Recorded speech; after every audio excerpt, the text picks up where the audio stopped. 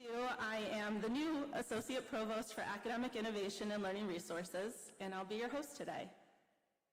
Oh, thank you. Our theme this year is Innovating Together for Student Success and Regional Vitality, a reminder that by sharing ideas and strengthening partnerships across FLCC and our community, we shape the future of our college and our region together. To kick us off, please join me in welcoming our President, Dr. Nye.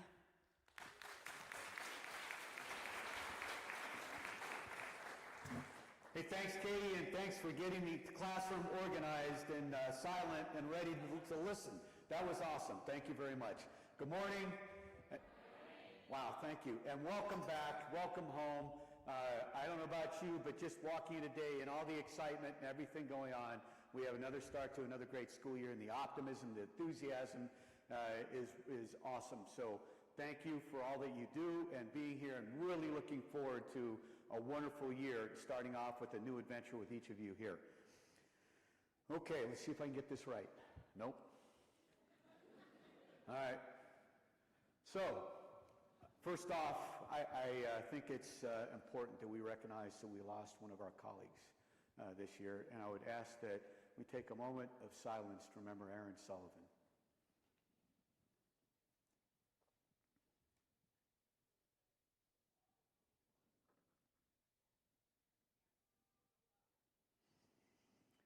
Thank you. This is a deep loss, and it hurts many of us here for losing one of our colleagues and everything so soon in life. And so I hope that all of you keep Aaron in your hearts and his family. So I don't know if you guys know, but when we do these opening days, I was thinking about it. I reflect. I go home and I reflect. I go home at the end of a month or after the end of the semester and I reflect.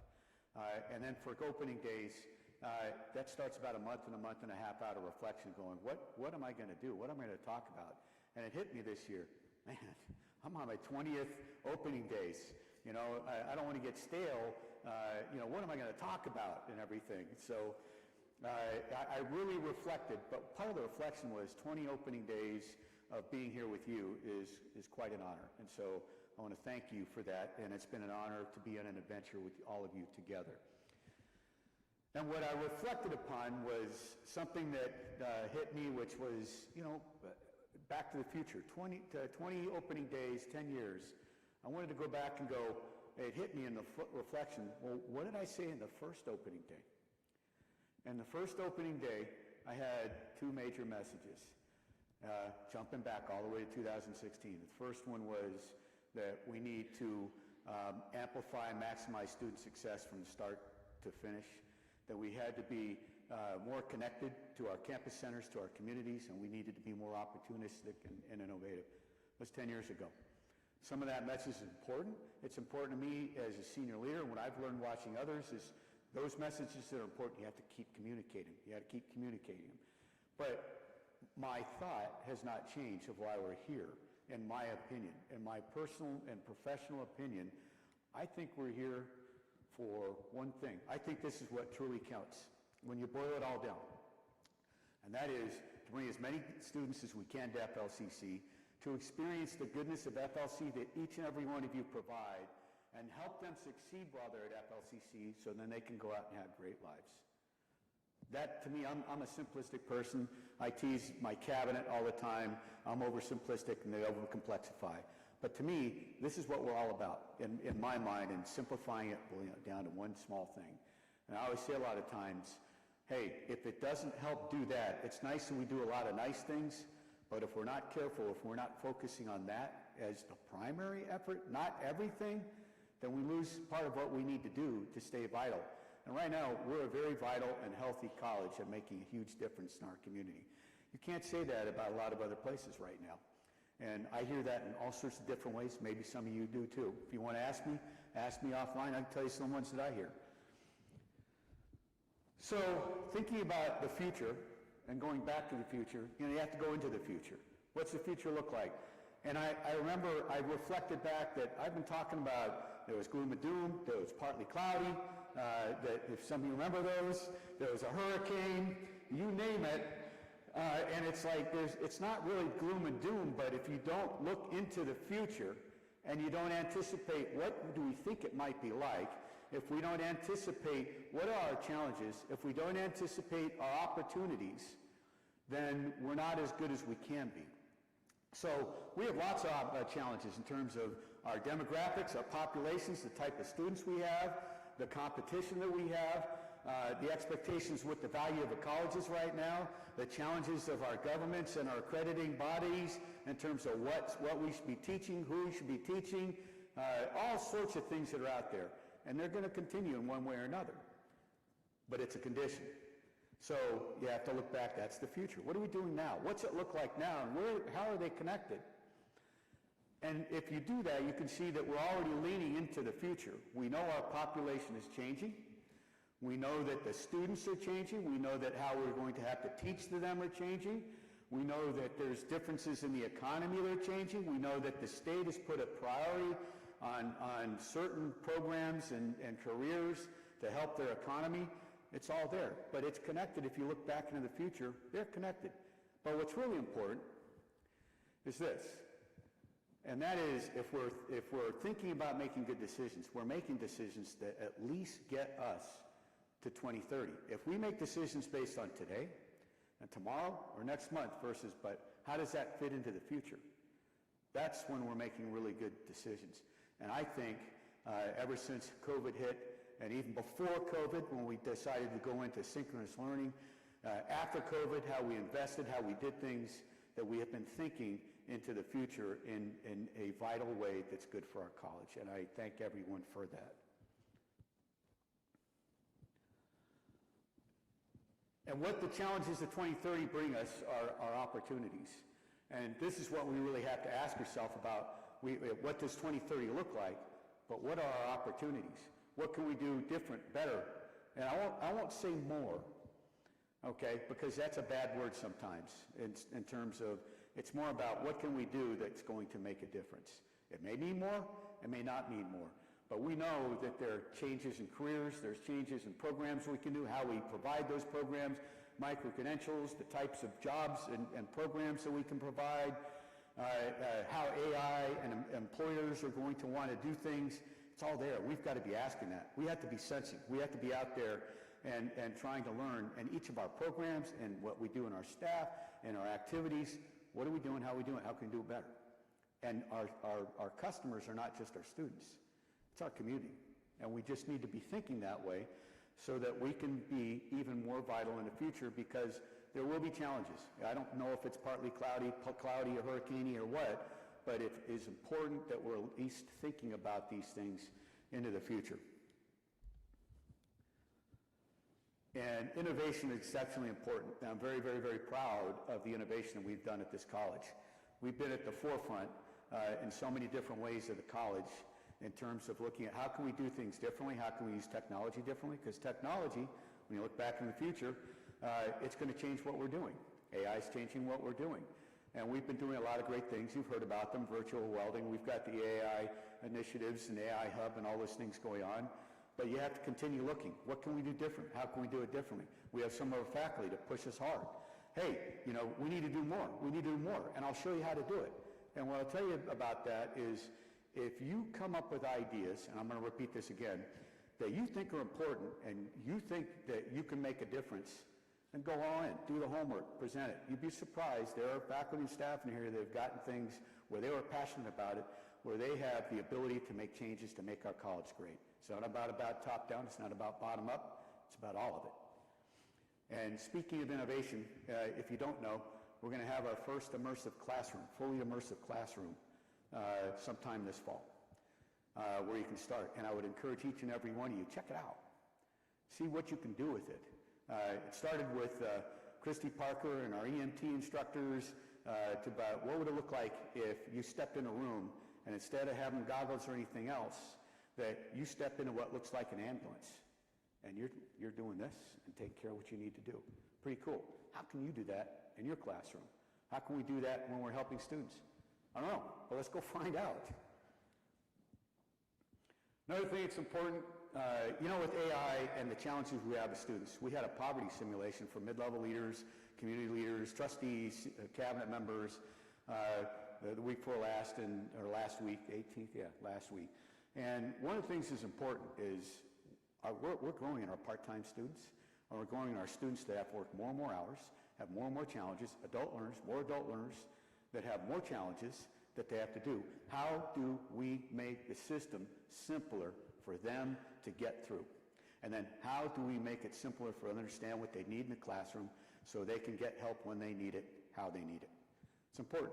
AI might be able to help us do that. The support we've invested in, another word I'm going to talk about while we're here today. The support that we've invested into helping our students succeed is important. Our ASAP program, our additional student coaches and mentors, things of that nature are paying off in terms of helping our students succeed in ways that are very, very important, which is persistence. Persistence to the finish line. And so the more we do that, and the more we make it work well, and the more we connect with the students, better off we're going to be. Better off our students are going to be, and the better off our community is going to be. And we've talked about AI. You might think AI ad nauseum. First off, we've done a phenomenal job in our AI hub and our leaders that are running the AI hub, and those folks that bought in and doing things in it are doing awesome things. But you also have to consider, and I talked to some of you this morning, our students may know it better than we do. And so we have it coming at us at both ends. What are we doing to do things right? And what are our students doing? And then what can we do to harness the technologies we do have to make things better for us and for our students? It's important, and I'm proud of what we've done so far. And y'all are going to get a taste of that later this morning of all the great things that have been going on. So part of what I've been talking about today is how do we make decisions? And decisions that are made that are going into the longer term, 3 to 5 years, 10 years, 20 years. Those are called strategic investments, but they come with a calculated risk. I'm going to tease my CFO, our CFO, for a minute, because he's doing a phenomenal job, but he also worries about the future even more than I do. It's always cloudy for him, or it feels like it, at least when he comes to my office all the time, and he's right.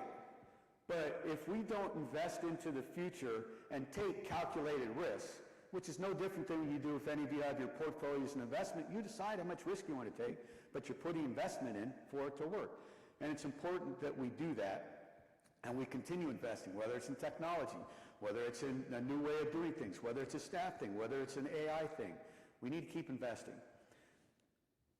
And so that brings up one of my major points for today, and this is an evolving thing. And I even questioned, do I want to put President's Fund on that? It's an FLCC Vitality Initiative, but here's the story. And the story goes all the way back to COVID. And I know that I've said this many times, but if you haven't heard it, during COVID, we had a general fund that was about $5.5 million. And the state took initially 20% of their state funding, $2.2 million. We thought our enrollment was going to tank. We had 18 months to 2 years of funding if that had happened and being solvent. That hit me really hard. And so my goal coming out of COVID was to make sure we did the right things, that we would build up our general fund so that we would have a minimum of 5 to 7 years to face all those challenges and the gloom and dooms and anything that comes up and that could come up, so that when we get a bad year, we're not panicking. We get 2 bad years, we're not panicking. We get 3 bad years, we're not panicking. We're going to thoughtfully do what we need to do. And that's in the future. But all it does is it provides us the cushion to make sure that we have lots of time where other schools don't. That's important. It was important to me. But here's what happened. We got to a point this summer where I looked at our general fund, and Jason Tack came into my office, and he goes, we're going to be about $1.5 million up this year. And I looked at it and where we were at, and I said, well, we've reached our goal of being 5 to 7 years of what we need to have for funding. And so I wouldn't call it a snap decision because I've been looking at it for at least 2 years, but I decided that it was important that we invest now. And I told Jason, I said, Jason, we're going to take that entire $1.5 million, that profit for this year, we're investing it. And I asked the cabinet to look at it in 3 areas that you see up here. So we have $1.5 million and some more funds from SUNY that I asked, invest it wisely and I said, the things that are important, goes back to what I told you that I think is most important to us. How do we bring more students here? How do you help them have a great experience here? And how do they help them succeed here? And then what are the vitality things that's something that makes it such a tangible difference that we have to do something? And so this is what came out of it. We had the $1.5 million over 3 years, so we invested that. And if you remember, SUNY gave us $400,000 additional funding this year. About $250,000 of that was restricted and had to go into things that the state thinks important. Remember those different careers and things that are out there that are linked to SUNY Reconnect. But then there was about $150,000 that was free. This is what's been invested upon out of that, so that you know what are we doing, which is important in terms of helping more students come here, helping them be successful here, and things that are vital to us. So 2 new success coaches. We know that the more we have contact with the students, the greater the chances that they're going to be successful. And they do great work to augment the wonderful work that goes on in the classroom with our faculty. If you haven't noticed, workforce is going to change with Workforce Pell and the greater efforts of what's going to happen nationally and in our community. The county itself, our county, is their number one priority. Their strategic plan, if you want to call it that, is creating the facilities and the housing so when the microns come and they really get established and whatever happens with the optics program happens, they're looking for housing. Well, what's that mean? And they're going to be workforce programs that we're going to need to cue in on. And so I made a decision that we needed to hire an associate provost for workforce development so that the director can keep the trains running on time, run excellent programs, and really think into the future to connect our workforce programs, new programs, into our other programs on campus. We need AI support. We need support for the technology. We need someone who's going to lead the way in harnessing technology for us. We need folks to help our adult students, which is a growing population. We need, again, AI analyst stuff, and we need things to help make it easier for us and the students to go through. Generally, that's what we're looking for. You see Director of Major Gifts. We're going to fund 1 year, and then the foundation's going to fund a year, fund it afterwards. I wanted to jumpstart it. We haven't had a major gifts giver who can develop the big types of gifts that then can help fuel our college. And so from an institutional side, it's important for us to do that. And I just need to be clear, we'd already been investing. New faculty, we've got another new faculty who was part of this list.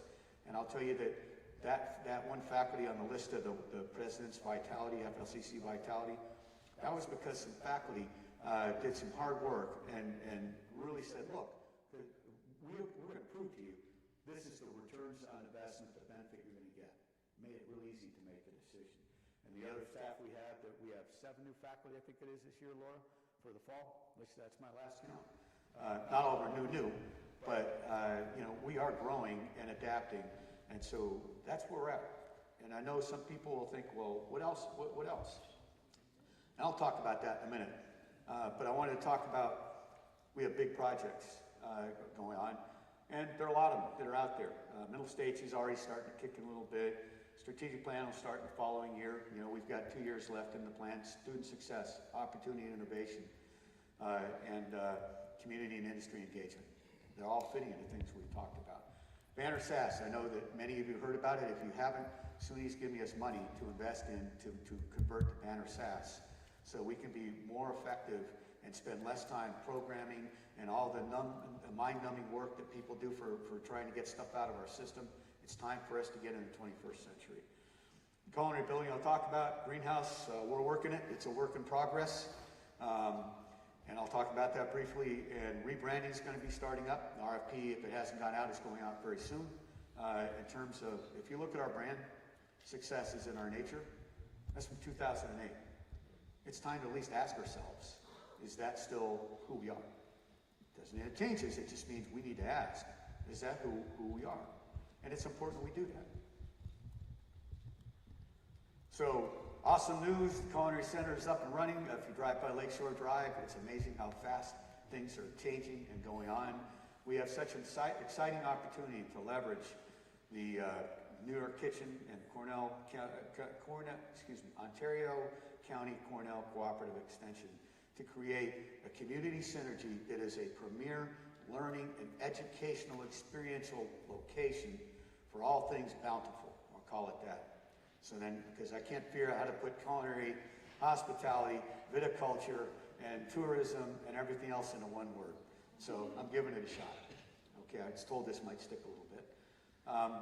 But it is really exciting, and I'm thankful for all the work that everybody has done for that project and what's going to come in the future. So I'll bet you some of you looked at the slide and said, hey, what about us?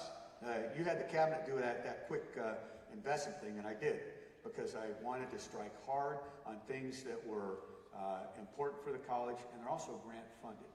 The majority of those are grant funded. Why?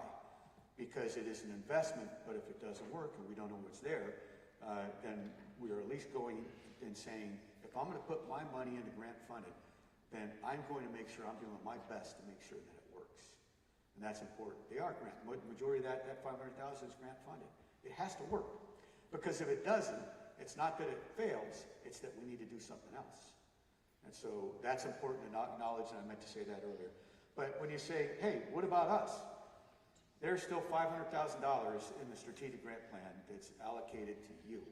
And that goes back to what I mentioned, that if you have good ideas, then do the homework, okay? Figure out what the value is of it. And we have lots of people to help you.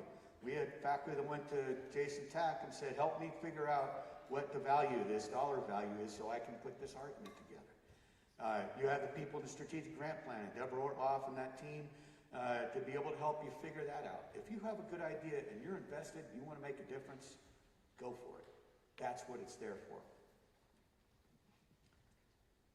So, now I got to break off tangent for a little bit. I got to give a news flash. I probably should have had a big sound thing going, but big news flash. We need your help. We were inspected by the Department of Labor last spring, and we were deficient on various things that we thought were good, and they weren't. And they're pretty persnickety about what they think that we should be doing and what our workplace violence training was and so forth. And so over the summer, we had to come up with a video, because it has to be a video, and we have to have everybody take this. It's part of that mandatory training, but it's out of cycle. And it's out of cycle because if we don't get this done by September 19th and have enough people that have viewed a 9-minute film, then we're going to get fined day by day for being out of compliance. So I ask for your help. Get it to your teams, get it to your partners, get it to your anybody out there that's someone here at the college, if they haven't done it. Please help take that. It should be up and live. If it's not today, then very soon. Any of the HR people out there? Have I got it right? Oh, okay. What day? Today, tomorrow, or coming in the near future? All right. End of the week. Good. Thank you. I also wanted to at least highlight something for you all here, and that is, over the summer, if you weren't around, we had some pretty cool things that went on.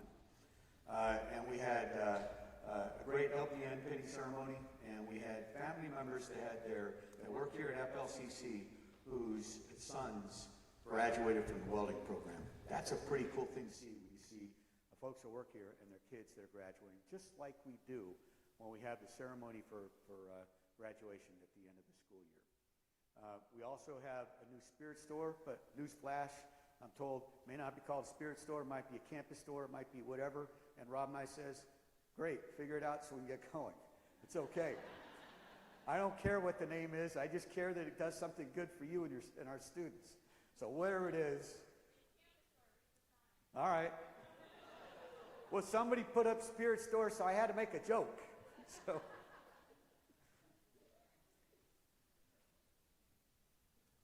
But here's what's most important. Let's get past the joke for a second. And what's really important is when I put that up there, the LPN ceremony, our employees that have children graduating from our programs, I need to put out one big shout out, and that's to the facilities team, because over the summer, they put this thing together.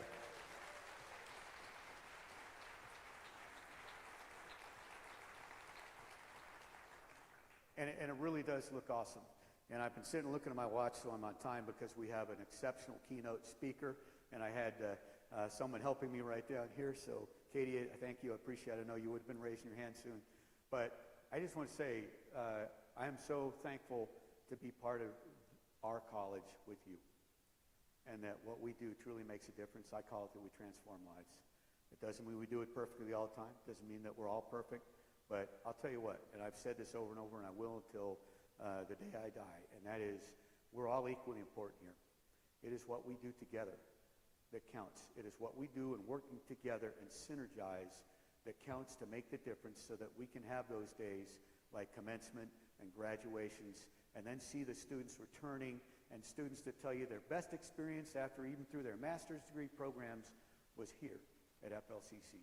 So thank you for what you're doing, and best wishes for an exceptional FLCC year. Thank you.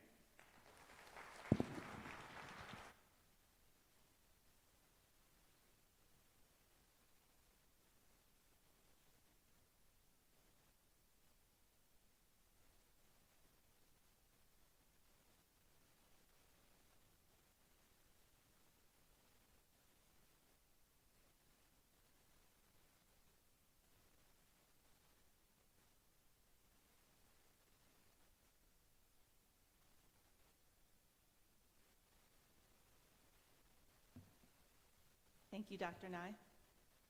It's my pleasure to introduce our keynote speaker, Kevin Clark.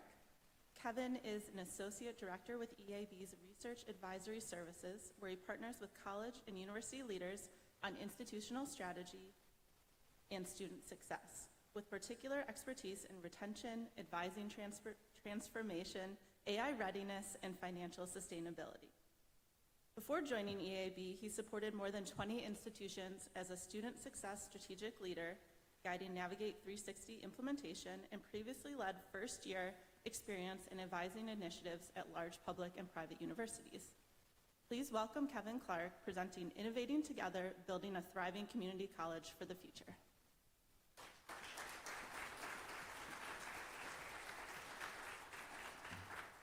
Hey. Nice to see you too. I can't actually see you, so I feel very important. That was just a sea of black out there. So I won't know if you're mad, so you'll have to laugh or cry out loud. But I'm excited to be a part of your opening days and think about the exciting opportunities that you all have ahead of you as this next academic year gets underway. Let me introduce myself. There's my face. Thank you, Katie, for the kind introduction. I am Kevin Clark. I work for EAB. EAB is an education, research, technology, and services company, and our primary mission is to help institutions and students thrive. I've been with the company for about 5 years, and before that I worked in higher education administration, primarily focused on student success. And I'm excited to be with you all today to think about where we are in higher ed right now, and specifically what this means for Finger Lakes Community College. I had the great honor to be a part of your opening days 2 years ago, back when AI was this new thing. And so we talked a little bit about that then, and we'll talk a little bit more about that today. And then I'm also joining you from Cincinnati, Ohio. Has anyone ever been there on accident? Got a few? Got a few people who've had the Skyline Chili experience? Yeah, it's basically our garbage plate, So that's what we got going on. I told some people in Connecticut about it yesterday, and they were like offended. They're like, "We eat fish here," it's all right. I like being in the more in the Midwest. That's me. The other reason my face is on the slides, other than vanity, is that we will get you these slides in follow-up. So if access to them, you can click on the links, you can get more information. So feel welcome to take a picture today. I'm happy to smile in it, but also we'll get you these slides in case you want to check them out a little bit more after. But today's conversation, to kind of ground us a little bit in where we are, and I think you're going to hear a lot of similarities in what I share based on what President Nye just shared, but I'll give you a little bit more context from the national landscape, and then specifically we want to talk about what this means here, right, again at FLCC. So where we start here is our grounded research. We do this annually. We do a state of the sector in higher education. So we're trying to understand the biggest trends and issues impacting our industry and what that means for our work on a day-to-day basis. And so that's what my job is to bring these to partners like you all to talk you through some of these things and think about specifically what decisions do we need to make as we manage and implement change here at the college. So this year we identified 3 primary headwinds, and then the other element of this is campus readiness, which I'll speak to. So the first is accountability, growing external accountability. So as the President and I referred to, certainly we're seeing a lot of pressure from the federal government, but as well as from the state government, and to think about how we best deliver on our value proposition. If we get money from the federal government or the state government, they want to make sure that we're hitting certain outcomes, and those expectations are increasing pretty significantly through every element of accreditation and certainly our public output for our communities.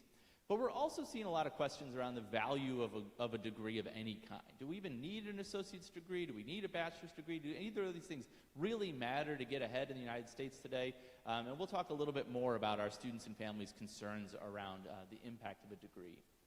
The second element is financial sustainability. All of us are probably seeing the cost of everything increase, but it costs more to run a college nowadays, and it's also harder to increase revenue. And so that double kind of shock there has impacted, obviously your CIO is stressed, and so apologies if you're in the room here today. But we all are a little bit, right? As we want to keep the lights on, we want to keep our mission going, but certainly we know that that's a challenge at this moment in time. And then market relevance. And so as folks are asking these questions around, is a college degree worth it of any kind, and the workforce is shifting and changing dramatically, there's a lot of pressure to say, well, are we doing the right things that our students need, that our communities need, that they'll need in 5 to 10 years as the world continues to change with the advent of generative AI. And so that certainly puts some pressure on our academic programs, but also on our support services, that are we meeting the needs of students today? So all of these things there on the left, those sector headwinds, you might look at those, if you've worked in higher education for a while, and say, well, those aren't really new things. But what is new is probably, and I'll use the example from before, the hurricane. So all of these things are happening all at once. The speed of change is faster. The direction in which these things shift and change is hard to pinpoint. So we're at a moment where we need to be more agile than ever. And I know Finger Lakes Community College is better than the rest. But in general, higher education is not known to be one that moves quickly. It's not our strength. We're usually slow, we're deliberate, we involve lots of people in decision making, but oftentimes that is too slow in this moment in time. And so there's opportunity for all of us to think about how can we make decisions faster and more confidently, how can we respond to these headwinds, and how can we be agile, as the President noted, as we move into the future, to respond to these things as quickly as we can. So this is the foundation of our conversation today. I'm going to go deeper into a few of these elements and really talk about, again, what this means for Finger Lakes, because that's what's most important. As I can share research all day, but we need to talk about you and the work that you have ahead of you for the year ahead. So 3 big questions to consider. I think these are well aligned to where we started our conversation today, is what not only do our students need now, but will they need?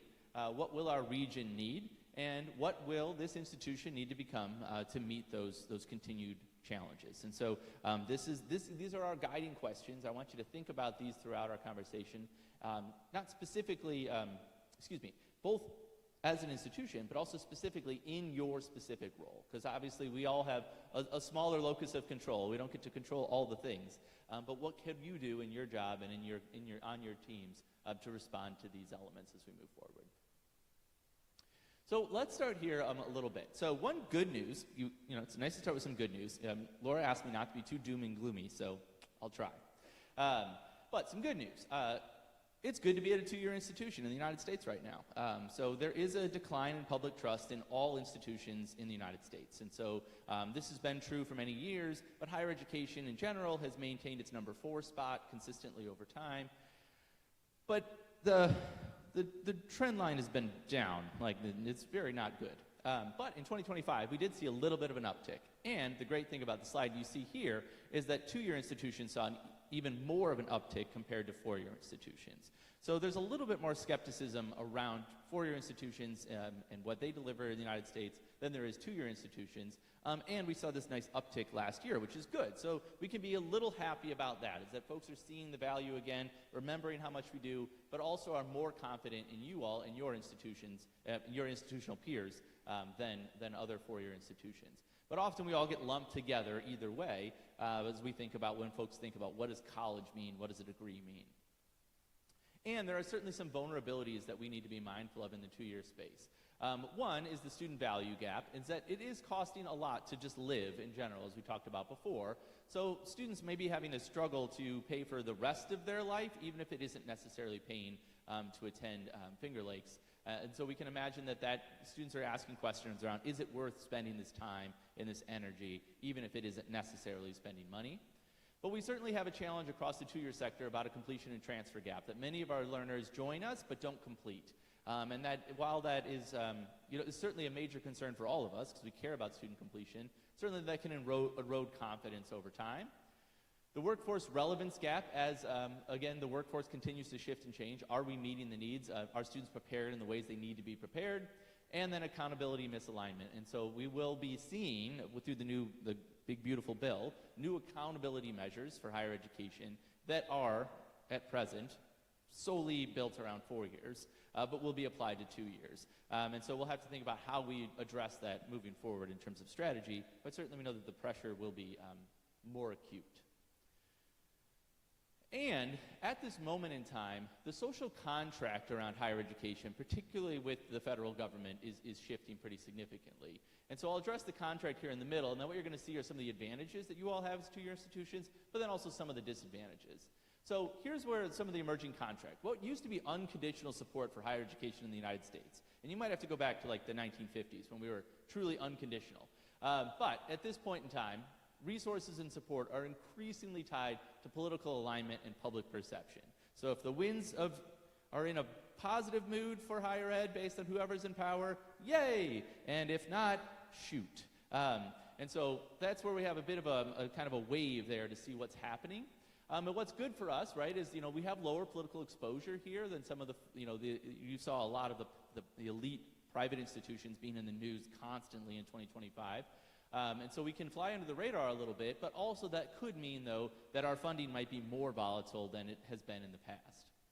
In the middle, there was kind of a belief that we always delivered a college degree of any kind would lead to a good job in the United States. There's a lot of questions around that at this moment in time. Various industries are wondering about those things. Now, a good thing is that you are very market aligned already. Your programs are aligned to your community. You have great opportunities to continue to evolve and improve those. But there are certainly concerns around return on investment. Will this actually get me a good job that pays and is worth the time and energy to go into the credential? And then the last one is, I already mentioned this about outcomes accountability, and so it's something we can be mindful of, but there's some great opportunities to also look at other providers and supporters. So the Richmond Fed has really started to think about this in a meaningful way to be able to help us track success in ways that might not be tracked through whatever the big beautiful bill comes out to be. So we can broaden the cohort of students that are tracked, expand what qualifies as success, and expand our time horizon, which is what we need because success looks differently for community colleges than some of those four-year institutions. So there's a little bit of, obviously we're in this new space. Things are challenging at this moment in time. We don't expect them to get better anytime soon, even if the federal government turns over or something like that in the next election cycle, who knows. But what we do know more than ever is we have an opportunity to orient ourselves to our community. And I think Finger Lakes Community College is well situated to do this. Though I'm still going to share another example of another institution, Wichita State here, Wichita State University Tech, who hopefully isn't a major competitor of yours. So anybody ever go out to Canada? Or Canada. Feels like Canada out there in Kansas. Whole nother world. But they've done four things here that have really helped set them apart as a two-year institution and their four-year counterpart. And they've done a really good job on this because Wichita isn't a place that people often are like, oh yeah, hotbed of activity. But they have focused on a few key things for their community. They've reoriented from thinking internally to externally. So they focus on driving their college-going pipeline, and so they've worked really hard to build themselves into the K-12 pipeline to ensure more students will come to them in advancing their skills. They've reshaped their academic experience to be much more focused on applied learning to ensure all students leave with work-based learning experiences, both in and outside of the classroom. They focus on workforce-centric programs, so they've designed these programs with these companies you see here down below to ensure that what they were doing was delivering for their employment needs and their talent pipeline down the road.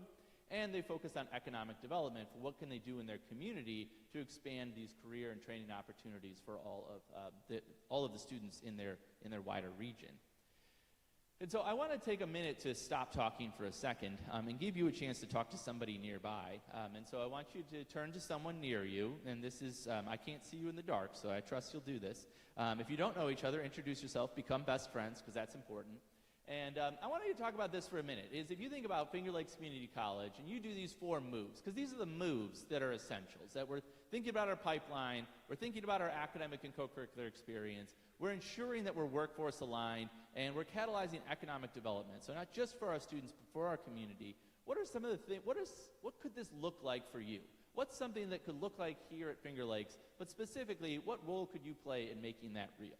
And so I'm going to give you 2 minutes to do this. So find a best friend, introduce yourself, and talk about this for just a second. I'll have a few people share out. All right, go.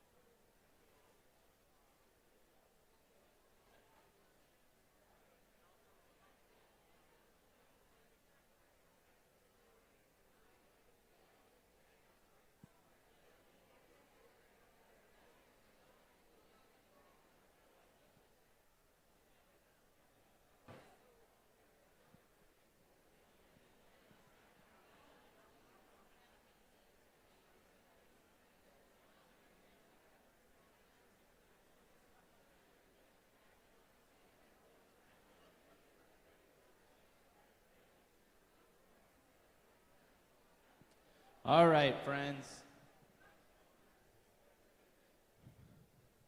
Did you make a best friend?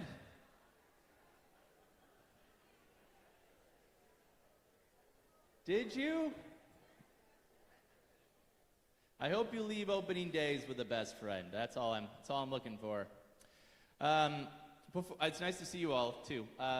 Before we jump into kind of moving into the next phase of this, I just want to see if anyone wanted to share like something really cool that you're excited about that you feel like will really make a difference in this space, and maybe we can get you some funding from the president before you leave. But but anyone like to share it out? feel welcome to just shout it out or raise your hand. We have a mic, too, if you want a mic runner. Don't be shy. Hey, right here. Hi. So I was discussing some of this with Liz. She is in the fine arts and creative arts area. One of the idea we considered is a local college, Cuca College, south of us. They are well known for experiential learning across the board. And that is the kind of thing we would want to do at our college. Several graduates of Cuca College, as well as past employees of college, are working here. So we need to bring them together, meet with other department representatives, and find ways to increase this interaction with the local community with respect to future work. And we have other programs in the college. There's a mosaic program, which is bringing some of this with the high schools and the college students. But there is an opportunity to accelerate some of these activities. Very cool. Thank you. That's awesome. Yeah, experiential learning is it's very cool right now. Hot right now, if you ever watched Zoolander many years ago. Yeah, it's something we can continue to expand and develop. We can continue to build these relationships in the community. Love that. Any other insights? One other cool idea? We got one over here. We got someone who's very excited. I love to see it. Thank you. I'm Michelle Robinette. I haven't had a chance to meet all of you. I'm the new Associate Provost of Economic Development and Lifelong Learning. Woo! So I want to just, say kudos to this being brought up today, as it's a very important part of what we're doing in trying to meet that need and pair with employers and industries. I would welcome the chance to meet with any of your departments to discuss opportunities and how we can better connect. So I just look forward to working with all of you. That's great. Well, I'm excited that your role exists, because one of the most important things, too, is that many of you have relationships. You have relationships with an employer. You have relationships with a community leader. You have relationships with somebody who owns a cool little shop down the road. And we want to bring those together to ensure that we can maximize those relationships to help your students across Finger Lakes Community College, no matter what they're studying, have those experiential work-based learning opportunities, and develop a really strong network here to help enhance their career prospects in the years ahead. So very exciting to have you on the team, and you all have a new best friend right there. You're welcome. There's a loneliness crisis in America. Yeah.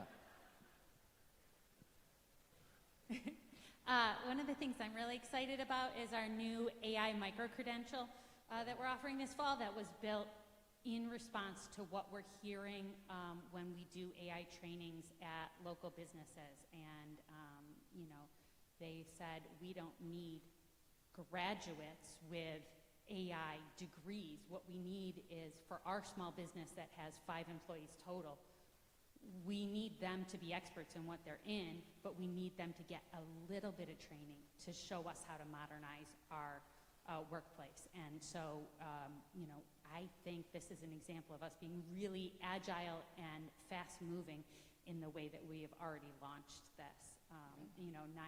9 credit hours, all online, and launching this fall. So, stay tuned, come back after the break. We're going to talk about,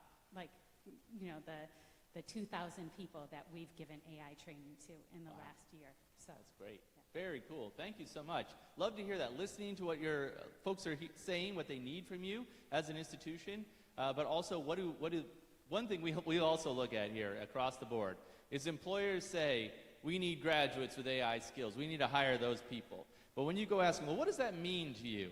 They say, oh, I don't know. I have no idea what that means. I just know that those kids need to have AI skills. But this is where you get to shape the market to say, this is what your folks need. This is the kind of skills and credentials that they need to come and help contribute to your business, and to use these tools in ways that are going to help you advance whatever you're doing. So I love to hear that you're in that space already. Well, thank you so much for sharing those insights originally. And I hope this kind of drives us forward to think about, one, you're already on the leading edge of this, but what's next? And where do we want to continue to innovate? And if you need a little bit of a roadmap, obviously I think great one we saw before from the president, thinking about our students, keeping them here, helping them be successful, helping them graduate and go on and impact your community. These can be helpful frames to also think about, how do we do that? How do we lead to this enrollment? How do we lead to a great learning experience that's aligned with our workforce needs and really makes a difference here in the Finger Lakes region? So thank you for that. Let's be more doom and gloom again. So we always like to do a little bit of good news and then give you the bad news. So it's a sandwich. So the first thing we'll note here, right, is that so if you look at this big negative line, this is 2021. So this is where we saw a lot of that, enrollment declines during the COVID pandemic. That was really concerning for the 2-year space. And we've made some nice rebounds since then. And public 2 years are some of the more successful in this space. And so we saw some growth in 2024, maybe not as much in 2025. But we know that we're at a pretty healthy point in time. And I know Finger Lakes is feeling fairly good right now as well. And we've seen some changes here. We've seen more students from urban and rural areas growing. We've seen some more younger students coming, primarily through dual enrollment programs. And your undergraduate certificate enrollment has increased as a 2-year across the board. And of course, certainly a great example there in your AI credential. But we are concerned about what's happening in the future. So while we saw overall enrollment increase, and I think that that's true here as well, primarily driven by some of the adult learners that you all are bringing in through the SUNY Reconnect program, which is awesome. But we do know that general traditional freshmen was a very small percentage of this growth across the board. And we don't expect that to get better anytime soon because of the demographic cliff that is upon us. And so we'll talk a little bit more about that. And you are bucking this trend here, right, that overall there's also been a relatively significant decline in adult learners going back to college or starting over. But, again, this is an opportunity that we can push against, because none of this is destiny. This is looking across the whole industry as a whole, and Finger Lakes can, of course, buck any trend that might be out there. But here's some of the, scary things that we got to be mindful of. Woo, scary things. One is the demographic cliff. So that's where we are right now. It is 2026. This is the first year of what will be our entire future, that the number of 18-year-olds in the United States will be declining every single year from here on out. So in 2007, we reached our peak birth rate in the United States. You go back 18 years later, they were a freshman last year, and now there will be less of them. And so we have to be mindful of that the number of students in the United States will be continuing to decline that are eligible to enroll in higher ed. Again, this will look different across different parts of the country, and we're not only recruiting high school grads, but it's just helpful for us to be mindful of that the competition will continue to increase. And another concerning trend is that NAEP scores, so this is the America's report card, so this is looking at K-12 education. We've seen consistent declines in reading and math comprehension in the United States. So we're also seeing more students coming to us, if they're coming at all, less prepared academically than prior cohorts. And so this just puts more pressure on us to think about how do we meet our students where they are to help them develop the baseline skills to be successful here at Finger Lakes, but then also help them get to where they need to go to graduate and go on and get good jobs. So again, some pressure for us to be mindful of that the pipeline is eroding a little bit. And we're also seeing this non-consumption trend, which is both a challenge and an opportunity. So the challenge of it is that there has been a growing number of high school graduates in the United States, but the percentage of them enrolling in higher education has been declining by about 3 times as much. So the other bad thing about it, this is primarily driven by men. So we're seeing more women enroll in higher education, particularly right out of high school, less men as a component of that, which is certainly creates some challenges at the front end if you're trying to recruit a traditional 18-year-old out of high school. Now, where the opportunity lies, and I think where you all are well situated, is for those folks who decide to come and earn a credential or a degree later in their life, that there will be more opportunity for folks who have some college or no degree or no college at all, who might be interested in enrolling as an adult learner. We're also seeing some challenges in funding, of course, in terms of overall revenue per enrollee, and those stupid 4 years are trying to steal your kids. or adults. But the four-year institutions, because of these same headwinds, are freaking out. And they're saying, well, how do we fill our class? Well, we're going to offer a 2-year credential, or we're going to offer this kind of micro-credential. We're going to try to steal students who might have otherwise gone to Finger Lakes. And so this is for us to be mindful of, is that we also are going to have to try to compete against folks who are trying to wade into our space. So we'll just keep showing them how much better you are than, who do we like the least? What state are we in? We're in New York. Who do we hate most then? Pennsylvania? New Jersey? Yeah. Take that, Rutgers. Yeah, all right. So we'll be mad at Rutgers for the rest of the day. So where are we at here? Where's my cool colors? Dang it. I put cool colors in, and it didn't work. It's all the same. Okay. But where we can think about what does this mean for us, right? Is that, yeah, the headwinds, they're a little scary. It's important, as the president mentioned earlier, that we just have to be mindful of them and prepare ourselves for whatever the future might be. And there's 8 things on here that we can be mindful of. And I know you can't really see it, but I wanted to put Own the Reentry Market. I made it orange. I wanted to be like, look, you all are focused on this. This is a part of your strategy and your strength to be able to support those folks who are who didn't go to college right away, or want to earn a credential, or have some college no degree and want to complete it. You can focus on those folks who are looking to upskill, reskill, change jobs, or earn a credential. And that is a huge opportunity as we move forward in this industry and in this competitive space. And we can also continue to focus on the things that you all had mentioned before, which is investing in your K-12 pipeline, aligning to workforce demand, and it is kind of orange. But these two I wanted to focus on because I think we all have an opportunity here, is how do we continue to tell the story of how Finger Lakes Community College is better and a better experience for the students who choose you than the students who might otherwise choose, stupid Rutgers, right? Stupid black, what are they, the Red Knights? I don't know, they're in the Big Ten now. I went to Wisconsin, go Badgers. Anyway. But that's your opportunity, though, is what can you do better than other institutions nearby or far away, and how can we attract students to see that? Like, we have better faculty, we have better classes, we have a more flexible experience. We're going to help get you through, and we have a huge opportunity to improve and meet our persistence and retention ceiling. So how do we get more, not only how do we get more students here, but how do we ensure that they complete, that they leave here with the credential that they came to accomplish? That's an opportunity that we all play that will help, of course, align with our mission and our goals to support our students, but also lead to, overall better financial sustainability in the long run, and then hopefully reinforces your differentiated student value proposition. So an easy list of all the things for you to take home and work on. But let's transition a minute to talk a little bit about students, because I think we've talked about the headwinds, we've talked about the pressures that are out there, and there's some things that we can do. But we also have to be very mindful of who our students are and what they need from us, because that's where we remain relevant and impactful, is that we can't do things the way we used to do things. Adult learners have changed. First out of high school students have changed. And so we want to just be mindful of what do we need to shift and change to meet them where they are. And also be prepared for whatever the future might hold. So 3 things for us to kind of think about here. One is that we are looking at a generation that's been shaped by socially disruptive technology, which I'll speak to. They are looking at a very stressful job market right now, and AI is out there freaking us all out.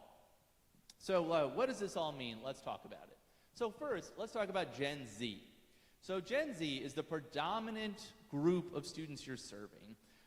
Because they serve a pretty wide range of ages. So they are 13 to 29 years old this year. They were born in the late 1900s. You're welcome for that. Yeah. 2012. So that means that these are students that you, some of these folks are your colleagues. Some of the folks I won't make you raise your hand. We got Gen Zers right here amongst us. But this is going to be some of your adult learners who are coming back and earning a credential. These are going to be some of the students who are coming right out of high school to earn a degree. and get started here. And these will also be the students we'll continue to serve for the years ahead. So I like to make sure just to orient ourselves to this generational theory, because I think sometimes we think at a community college, oh, we don't serve a lot of Gen Z. So we do, because Gen Z is a pretty wide swath of the population at this point in time. And we're going to paint with a broad brush here about some key observations about this generation. Obviously, every individual student's going to vary widely, but a few things that we'll note here. One is delayed markers of adulthood. And so what has traditionally been an adult in the United States has always been a shifting paradigm. But many of our students are coming to higher education with less experience making decisions on their own, having independence and freedom, having connected with peers in the same kind of ways. And they're just showing up a little bit differently than they may have in prior generations. Part of this is driven by the social isolation that many young people are experiencing, particularly young men. We're spending more and more time alone, all of us, but also particularly Gen Z, alone and on our phones, which is not good for anything, really, other than sucking down your time and making you feel bad about yourself. I hope you're all doing okay. But this is worsened particularly for young men. So post-pandemic, we were all spending a lot of time alone. And then for young women, that number has been, kind of declining. So those in their 20s. This is people in their 20s, 20 to 29 years old. For women in that age group, you've seen a nice kind of decline to almost a pre-pandemic normal, but still elevated from 2017 before we all had smartphones in our pocket. However, for men, that has remained relatively consistent. And so young men are having a harder time engaging and making friends, which is eroding potentially their mental health and their academic confidence. And so it can be a challenge for all of you as you're thinking about how you meet and engage with those students. We're also seeing declining extroversion and conscientiousness in the United States. So across the board, all of us are a little less apt to go out and do stuff with other people. And conscientiousness is kind of what we consider executive functioning skills. So being to places on time, reading and responding to email, those kinds of tasks. We're seeing a bit of a change in kind of how Gen Z is showing up, both in higher education, but also in the workforce. And so this might be something you hear from some of your employers, that they're just concerned that folks are coming to them less prepared, or they don't know what to do. And so there's some opportunities for us to build some of that in, that development, that social connection, that skill development, that conscientiousness into our programs in ways that we haven't in the past, because it is something that our students need and can help them set themselves apart in this crowded job market, which we'll talk about. The only other one I really want to note here is the economic pessimism piece, because one thing that we are all feeling acutely, I imagine, is that the cost of living has increased. The cost of a house is insane. Rent has been increasing significantly, and the general four-year college degree has increased by like 80% over the last 30 years. And at the same time, wages are not keeping up. Job market we'll look at as constrained, and students are asking, well, is this really worth it? Is this going to actually pay off for me to spend any time earning a degree or a credential of any kind? Because they're just not sure what they're going to need to get ahead into the future. One other little stat I'll share, which always blows people's minds, so we can use it as a talking point at your next cocktail party. But there was a study a couple of years ago that was done by a research company, I think it was in Cura, and they asked different generations, how much do you need to be financially successful in the United States today? What did Gen Z say? Shout out some numbers. 1 million? 100,000? $60? They did say $600,000 a year.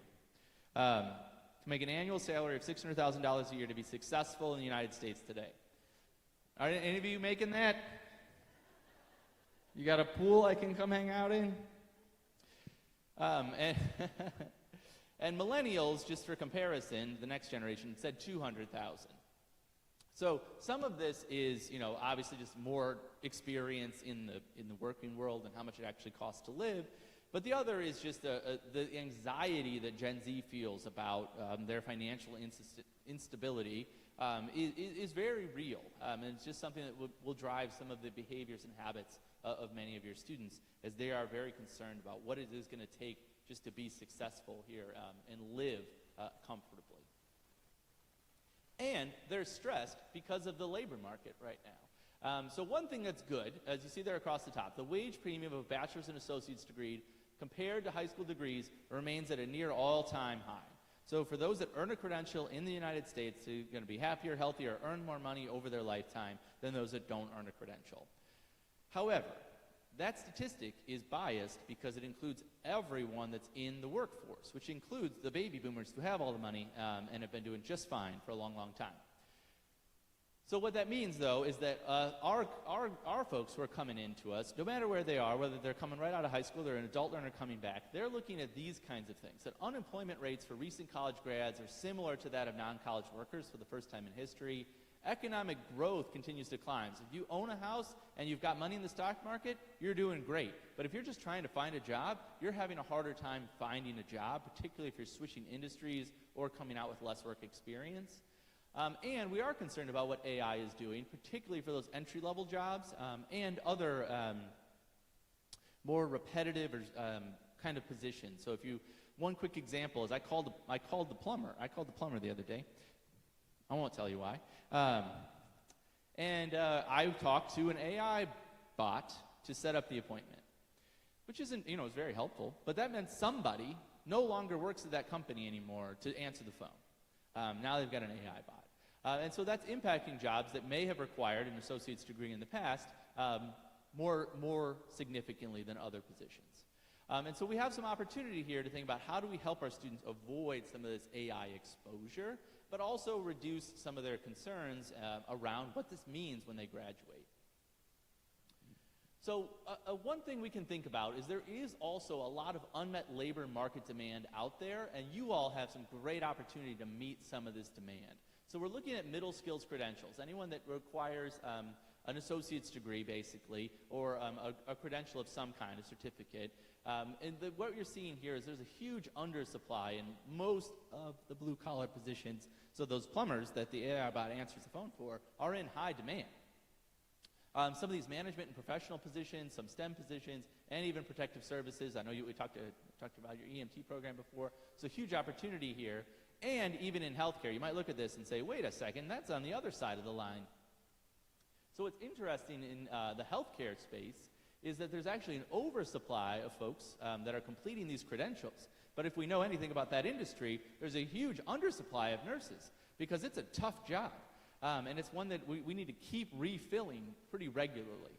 And so there's a huge opportunity here to continue to help our students earn those credentials, but mostly be successful and happy in whatever job they go into. So how do we prepare them for the work to be ready for what it will demand of them? So we have some huge opportunity here to make sure our credentials are aligned to where the market demand is, and I know that this is something that Finger Lakes has been focused on. But we can't ignore what AI will do and where we're at right now. So before the robots take over, we have some chances to shift. That was a joke. I hope. But what you're looking at here is you're looking at the workforce over the last 10 plus years. And you see that overall there's been growth, but it started to level off in 2022, 2023 when ChatGPT launched. So it launched at the end of 2022, and you see that the overall industry, so that's the middle bar there, that's total workers, kind of leveled off at that point, and that's kind of where we're at. It's like, that's not terrible. But senior workers have made up a larger share of the overall workforce, and the junior workforce has started to decline. And that's because some tech companies in particular are making bets that they can replace entry-level folks with AI in some capacity, and they can augment other entry-level folks with AI to make them more efficient. Now, this is correlated with lots of other things happening in the job market right now, but we certainly have to be mindful that some of the positions that our folks would have wanted to go into may be going away or augmented or constrained because companies are making bets on what AI can do for them. So the entry-level positions, which I'll talk about this a little bit more in a minute, kind of start to feel a little bit more like second-level positions. So what does this mean for us? We have to be mindful that our students are going to go into jobs that might be highly exposed to AI, and exposure means one of two things. The job might be automated at some point, or it's going to be augmented significantly. We're all going to be augmented by AI, if you haven't already. I imagine all of us use it a little more than we did 2 years ago, and our jobs will continue to use these tools in some capacity. And then, of course, we do have some lower, though, AI-exposed jobs that probably won't be augmented much by AI, a little bit maybe, but definitely won't be automated. Things like in healthcare and certainly in the skilled trades, until the robots take over, which well, it's happening a little bit. We have an opportunity, right, to continue to think about how we compete in these spaces and how do we really help prepare our students to be successful so that they can use those tools to help themselves compete and get ahead, but also continue to develop the skills that they need around that technology to be the wonderful humans that they are and do the kind of human problem solving and delivery that just can't be replicated at this moment in time. So one thing we also want to be mindful of is that the world will continue to shift and change. We don't know exactly what that means, but it certainly puts pressure on some of our programs to be sure that they're well aligned to whatever is happening. So let me orient you to this chart for a minute. One thing that we have seen, and you've probably seen as well, is that because students are more skeptical about the value of degree and more concerned about getting a job, they are in general voting with their feet and enrolling in programs that have a strong alignment to a career. So the more that the major or the program sounds like the job, they're like, let's do that. And this is happening across all industries, but we're seeing even in four-year institutions, growth in polytechnic institutions, and then you saw the growth in two-year institutions. As students are saying, well, I don't want to go to a liberal arts college because that won't get me a job. I want to go to this place that has tech in the name because that sounds like I might get a job. So you're seeing students vote with their feet. And so that's what you see here. Looking at associate's degree completion from 2018 to 2024, you saw a lot of growth in health, in computers, in economics, and psychology. That's where you saw the growth. And you saw a decline here on the left there in business, social sciences, criminal justice. Liberal arts has gotten the biggest hit, as I'm sure some of you in the room bemoan right now, and I'm sorry. But one thing that's concerning is that computer science graduates are in a bit of a rut right now because many of them graduated with skills to do basic coding, and maybe that's it. And basic coding has been replaced by AI tools. So if that's all you can do, and you don't have other skills that you can lean on or bring to that company, they don't want to hire somebody who can't talk to other people but can do basic coding. So they're going to be it's been harder on them. So computer science majors have had a higher unemployment rate. We've seen a big decline in actual employment rates across the board, primarily, and then we're starting to see a decline in some of those programs because students are reading the tea leaves and seeing that change. Now, does that say, oh, well, we just stop offering computer science, we'll be done with that now?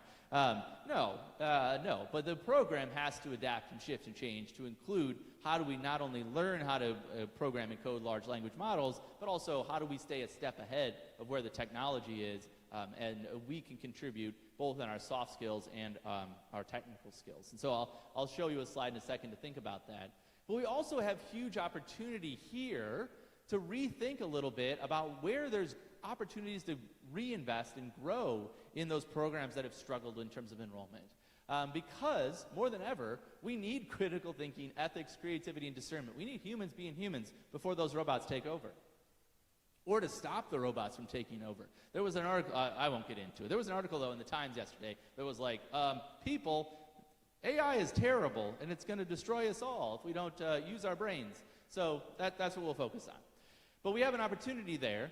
And the other opportunity is down here on the line, is that we need to make sure that our programs are focused on transferable skills and really help students stay ahead, and that we also help them understand what the workforce might look like and how we can prepare them for lots of jobs, even if they may not be super high paying at $600,000 a year. But this is, yeah, I don't know. Too soon? I don't know. I always worry about money jokes. All right. This is the other thing that I also like to think about this. There's some, if you go on memes and social media and things like that, there's like, oh, in the 1970s you graduated, and they were just like, hello, here's a job. And not anymore. We're here now. And we're at a tough point for many of our graduates, though, that they are competing against a lot of folks. And you've probably heard the horror stories, if you will, about students applying or graduates applying for a new job, and they've submitted applications to 60 companies. They've gotten not a single interview, and they're really having a hard time even just getting their foot in the door. And this is the reality that many students are experiencing, because they may have used AI to polish up their resume, but those companies are using AI to decline those resumes en masse. And so this is a really hard point where these entry-level roles are harder to get into, and so we need well-rounded candidates who have both technical and soft skills who can really compete and demonstrate that they're awesome. And this is an opportunity for you all to think about what can we do to really strengthen our pipeline for our graduates, so when they leave here with whatever credential that they have, that folks see a Finger Lakes Community College credential and they're like, yes, we trust that credential and we know that this student is going to be well prepared. And so that's an opportunity for us in the year ahead to help our students compete in this challenging market. So, what else can you do? Let's talk about that. So I've referred to this a few times. You're probably familiar with the T-shaped professional. So we get, kind of a liberal arts, foundation, and then in our core curriculum or whatever that might be, and then you get depth and an expertise. And so how do we think about this in new and kind ways because of AI? One is these elevated fundamentals. More than ever, our students need those communication skills. They need the capacity of those executive functioning skills that are going to set them apart in today's workforce. They need to be really relational, build trust, build social acuity, know how to talk to people, and have that human filter to be able to look at an AI output and not just trust it blindly, but to look at it and say, well, I don't think this is right. This isn't aligned to our customers' needs. This doesn't make sense for our community. They need to be able to think more deeply and more critically than ever before. So some of those foundational tactics that you've always deployed, we just need to further invest in. And we want to make sure that our students aren't also too deep on one thing. They need to be more flexible than ever before. So to avoid the trap that some of those computer science grads have found is that they didn't do these things, right? They didn't think about, well, how can I redeploy my skills? How can I re-specialize? Why would I come back? Of course I would come back to Finger Lakes to get another credential, to upskill, because they keep offering these great credentials. How can they use AI as a co-specialist? Can they solve problems in meaningful ways? Have they had that experience through their work-based learning? And so these are just some of the things we can think about, how we keep our students a step ahead, both using these tools, but more importantly, using their human capabilities, their gifts and their skills and their strengths, to be a step ahead of these technologies, but also be able to compete, again, against other folks who aren't developing the same level of breadth and depth. So I know that you've been thinking about this too. So I don't think that this is brand new or anything, but I think as you think about Portrait of a Graduate, you think about what a Finger Lakes Community College graduate looks like. And you think about the experiences that they've had. I want you to think about this question. So think about what are the capabilities you want every graduate to leave with. So they've earned this credential, they're ready to go. How can you make those capabilities visible, practiced, and transferable? So one of the big challenges we see is that students don't recognize the kinds of skills and experiences that they've had, both curricularly and co-curricularly. So how do we make sure that they know that, so they can talk about those skills eloquently when they go into an interview and say, look, these are the kinds of things I did in my degree program here at Finger Lakes. They can show that through the practice and the work-based learning that we've talked about, and they can really talk about, well, yeah, even if I go do this thing that isn't exactly aligned with this credential that I've earned, I can talk about how I've learned from that, and I can bring in these other experiences to have a really rich path forward. So this is an opportunity for you all to think, well, how are we delivering on this, and then how can we advance upon this to ensure that our students are having the kind of experiences that they need here at the college to go forth and truly compete moving forward. So we have a minute here, and so I'd like you to get another chance to just reflect on this question quickly. So talk to a friend nearby about what does this maybe look like in your work? What is something you might be able to apply to help make this more impactful for some of your students as you really try to deliver on the value of FLCC credential? All right, find that new best friend. 2 minutes, go.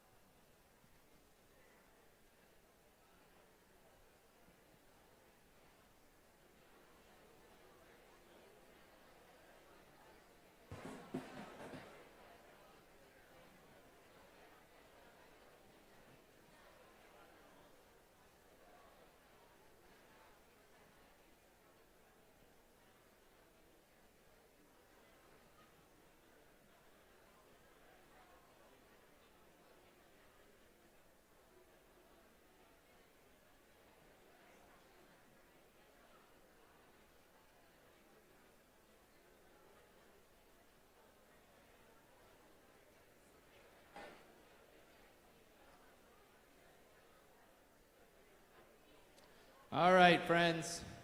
I'll bring you back.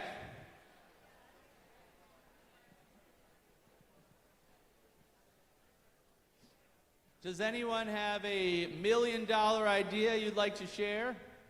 And or you can have a 1-cent idea, because much of this work is very foundational and tactical in the day-to-day. It doesn't have to be revolutionary, but we'd love to hear if anyone would be willing to share something you're really excited about trying this academic year to make this really come to life for some of your students. Anyone want to take the plunge? We got our mic runner. Don't be shy.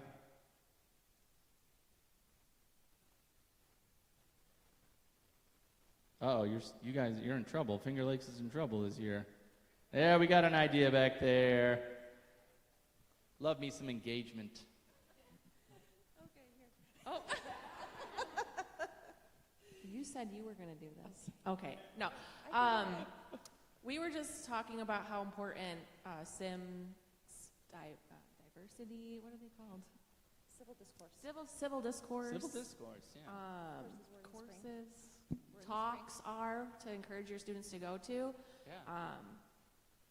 That we offer extra credit. I know, I wasn't prepared for this. That we offer extra credit if our students go, and it's really important in nursing to be able to talk about important topics with people and learn how to talk to people.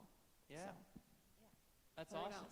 Well, just how to learn how to have civil conflict, because a lot of our students don't know how to have healthy conflict. Yeah. So they rather avoid it. And in nursing, we can't have that. They're going to have conflict all the time with each other, with families, with patients. And so the students that went last year for that little bit of extra credit came back and had to summarize it, report on it, and talk about it. And they really did learn quite a bit. And there were, I think, 4 different offerings. So we let them pick and choose the ones they wanted to go to. And it was just nice to hear what they got out of it. That's wonderful. That's awesome. Thank you so much for sharing that. So yeah, huge opportunity in our classes and in our programs to help students build relationships, better communicate with other folks, manage and handle conflict. These are essential skills for their success and things that we can engage in all aspects of the experience here at FLCC. So thank you for that great idea of leveraging that resource. Any other 1-center of 1 million? We got one more over here. Oh, we got one more over here, and then we got one more over here. We'll get it to Will. I think we should lean heavily on our PE courses, which often are at the forefront of what we call soft skills. You have to navigate a team environment, you have to command authority, you have to be able to take direction, and you also have to live with real-time failures that often require some durability of spirit. Yeah, love that. Those durable skills. That's good. I love that. Yes, so I think that's a great example of another way that you can contribute to students' development of the kinds of things that they're going to need to be successful both in life and in work and in families and so on. Yes, we got one more. Hey. Will McLaughlin here, Computing Sciences. Try to paraphrase what Sam was talking about. We were talking about professional skills and transferring it to jobs, but he's saying we've been doing this, or he's been doing this with a lot of his coursework, developing transferable skills in the broad aspect of it, and then providing a co-op opportunity to hone and skill and target those specific skills. That's awesome. I'm so glad to hear that. Cool. Well, and this is why FLCC graduates are more prepared for the market than others because they are focused on both the breadth and the depth and the skill development and the hands-on opportunities to develop their capabilities. And so I sincerely appreciate those insights and things that you all have shared here. And so I'll start to kind of bring us home. So I broke my slide deck, so let me jump in there for a second. Here we go.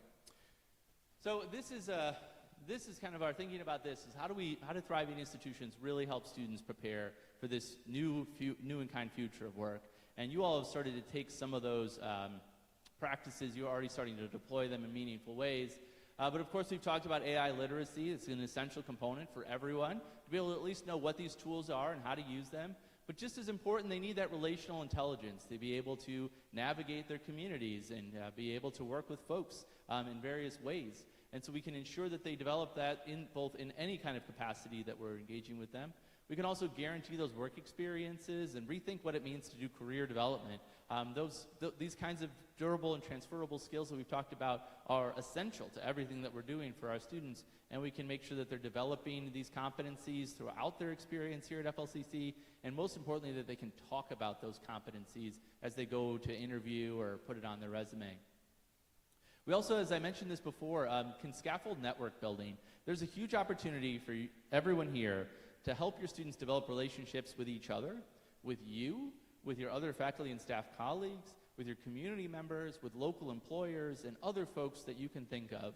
Because more than ever, with this, the age of AI, it is easy to get overlooked, as we've talked about, but a referral makes a huge difference for any kind of job opportunity. But also, the work-based learning experiences are huge. But we see there's you get about a 1 in 2 chance of getting an interview if someone referred you, whereas I think it's a 1 in 10 or even less chance of getting an interview if you just apply blind. And so those connections are more important than ever for our community. We have some huge opportunity there. And then, of course, you're already thinking about this, but this is your bread and butter, is this lifelong learning. So it's the capacities and the competencies that you're helping your students develop, which is so essential, that they can continue to shift and change and be agile as the world changes. But also, you want them to come back here when they need that next credential, that next upskilling opportunity, whether that's physically or remotely online.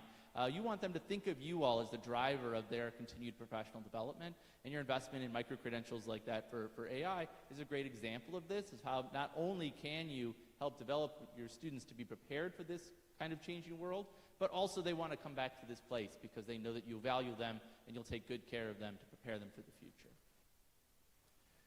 So one last thing I want to note here before I kind of send you home is that I imagine many of you feel this tension right now, which is the push and the pull. And I actually really appreciated the President's comments before when he said, I'm not asking you to do more, because that's just mean.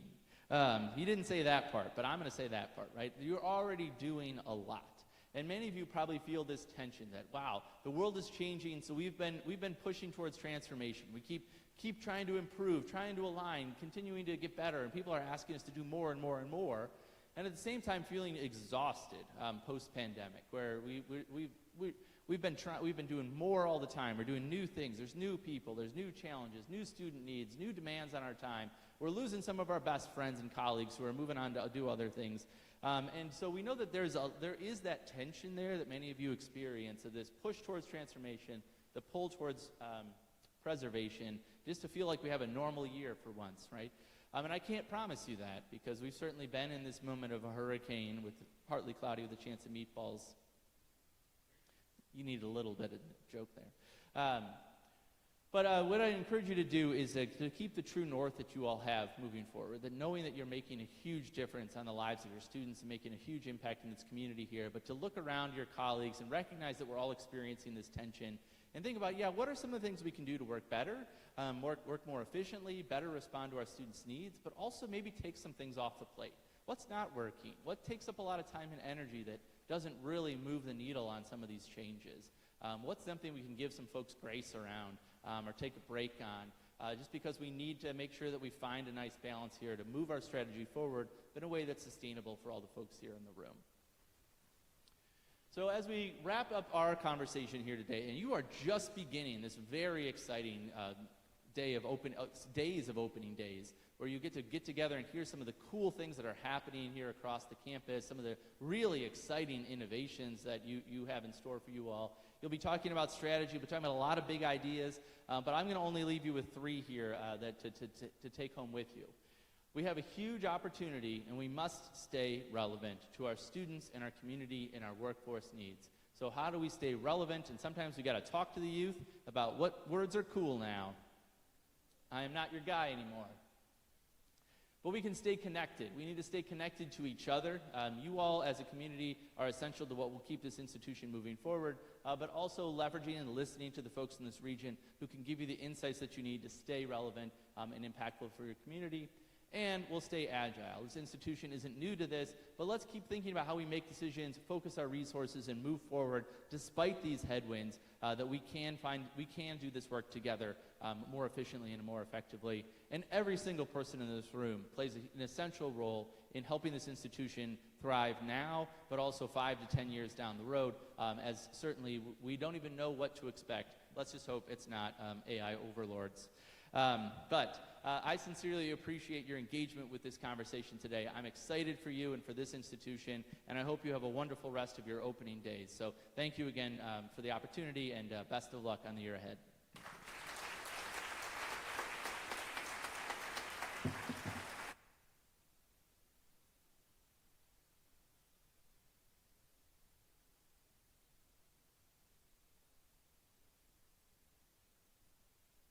All right, thank you so much, Kevin. You've certainly given us a lot to think about, but now it's time for a break. So please help yourself to some more coffee, stretch your legs, but come back at 11:15 because you're gonna have a chance to hear from a number of your colleagues about some of the initiatives that they're currently leading across campus.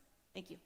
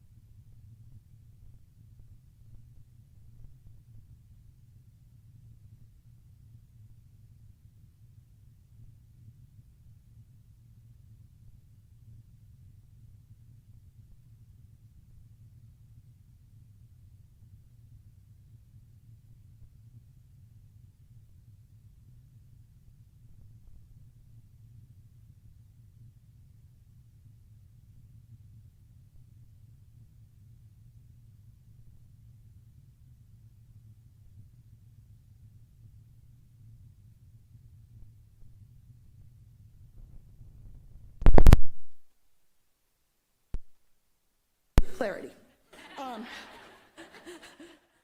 They know their why and they know their who. They ask questions, and momentum, we keep them on their train of thought when things get bumpy so that they reach their goals. And number one, they see the connections within FLCC. And now that I've lit your fuse, here's Dr. Ortiz.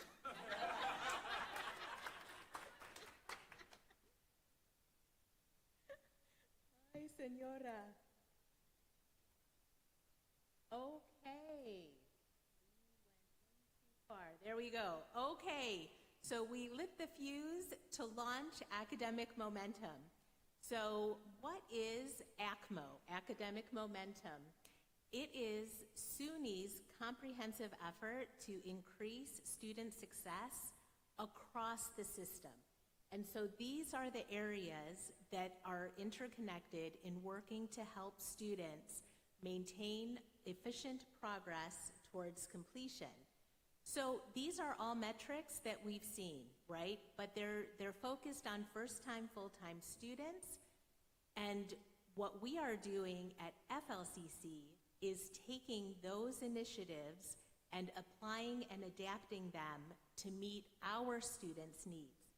So there is a difference between how ACMO looks SUNY-wide and how ACMO looks at FLCC.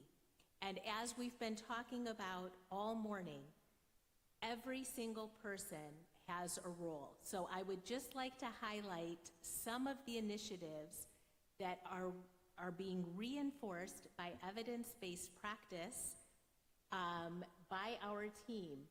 And you're going to hear from more of them: the success coaching, new student orientation, and FLCC 101, which is right behind us here. Our work around modalities, our work around academic advising, both our professional academic advisors and our faculty academic advisors.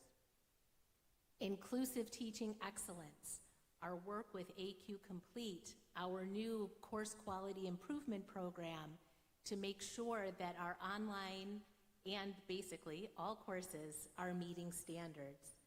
And finally, well, we have more. UDL is right around the corner as well. So I won't steal any thunder there, but with our gateway courses in English and math, not only making sure that students are taking these courses in their first year, but that they're being supported. So our co-requisite English model and our new math enrichment sessions to support our students in our gateway classes. Also, many of you are involved in our support systems, basic needs, student well-being, and financial aid. And all of this is complemented by our work in credit for prior learning, our strategic scheduling, and our modalities. These are the members of FLCC's ACMO implementation team, so they will be in touch with you. If you have any questions about this initiative and the work that's being done, please reach out. I will close with, I am ACMO, you are ACMO, we are all ACMO. Thank you.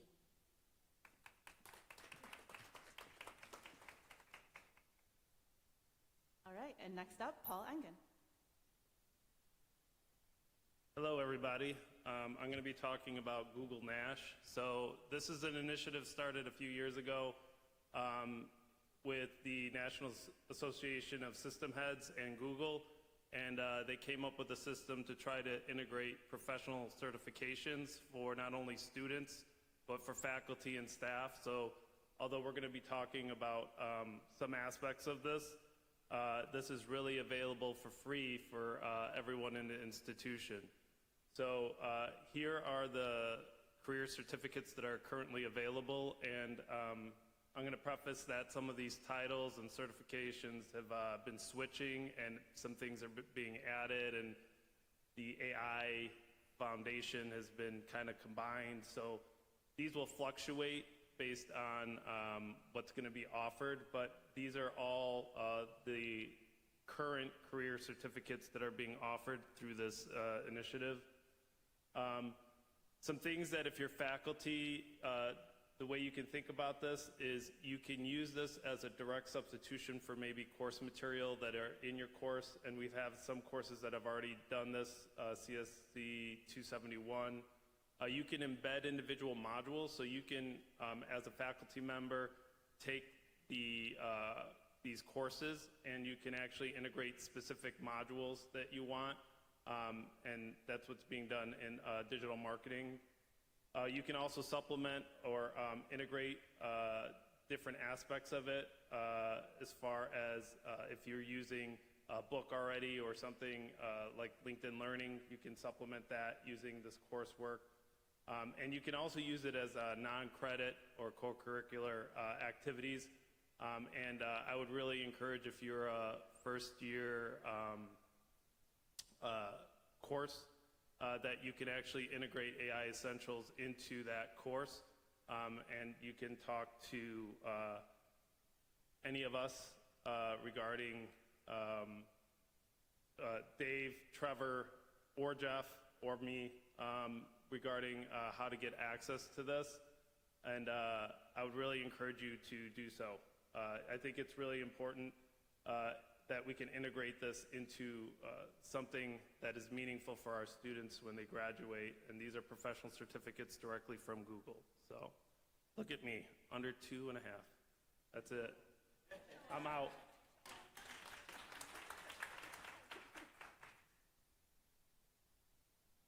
Thank you, Paul. Up next is Allie Ritchie.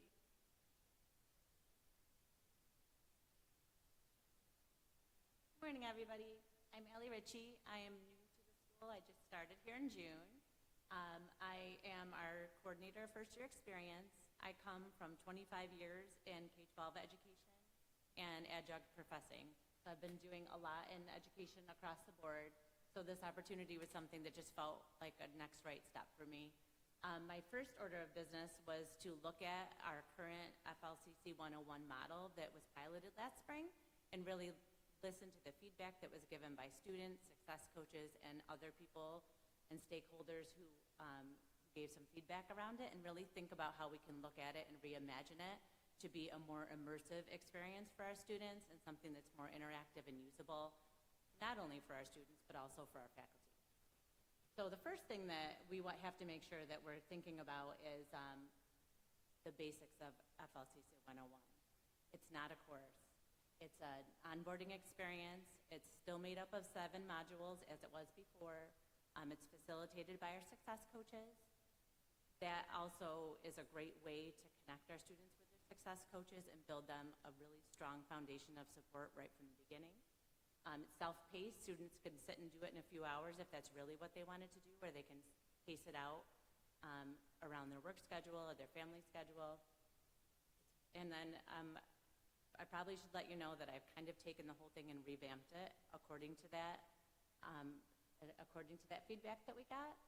And it's really interactive now, and it's embedded with resources. So my goal in doing it was to try to really listen to the feedback that was given and eliminate the need for students and staff to have to go and look for resources.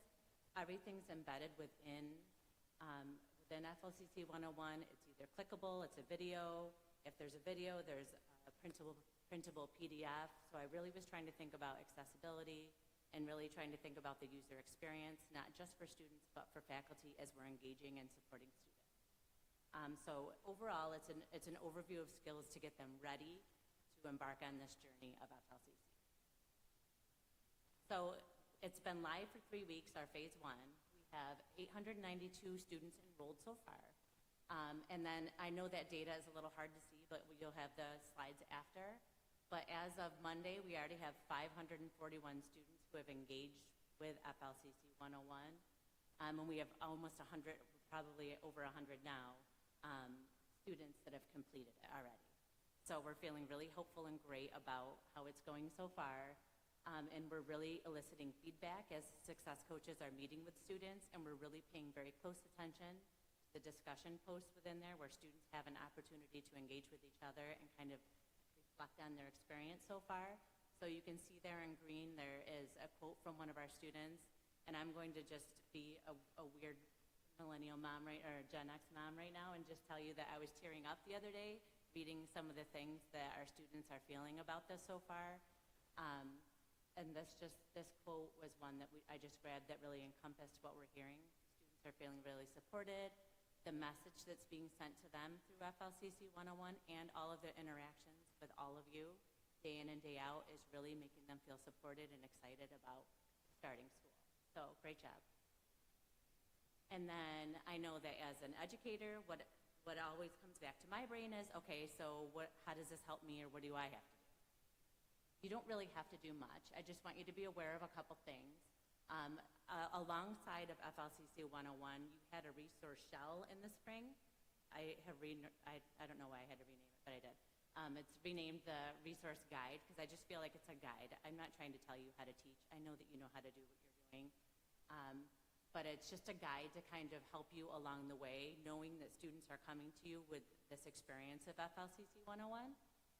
So it's in your Brightspace now. All staff and faculty have access to it. And it has a summary of what's in each model and the resources, and there's a landing page so you can quick look and see if it's what you want or not. And then the other piece I just want you to be really aware of is the Resource Hub. It's in Module 7. I've taken every video, a PDF, website, everything is there. It's searchable if you want to just find something quick, or it's organized alphabetically by topic. So that's it. I hope that you get a chance to look at it, and I appreciate the people who have already looked at it, and I hope you have a great day.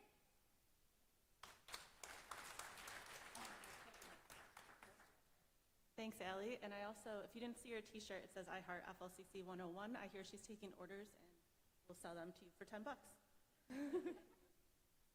Oh, it might have been 15. All right, and up next, Amy White.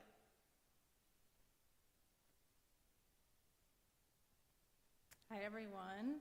I'm Amy White, Universal Design for Learning Specialist, for those who haven't met me yet. And I am here today to talk about EITA, which is our Education and Information Technology Accessibility.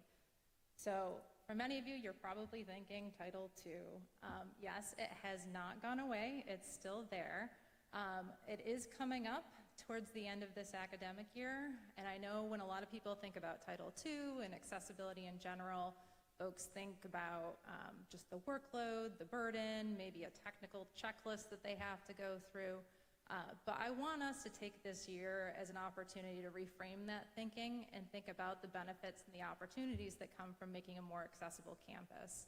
So a lot of what we're going to be doing with our EITA team this year is helping you get ready for Title II and then also beyond. So thinking about building those proactive accessibility practices into like our everyday workflows, so that we're not just ready for April, but for moving beyond as well. But with that said, we do have a very real deadline coming up. April 24th of 2027 is our new Title II deadline.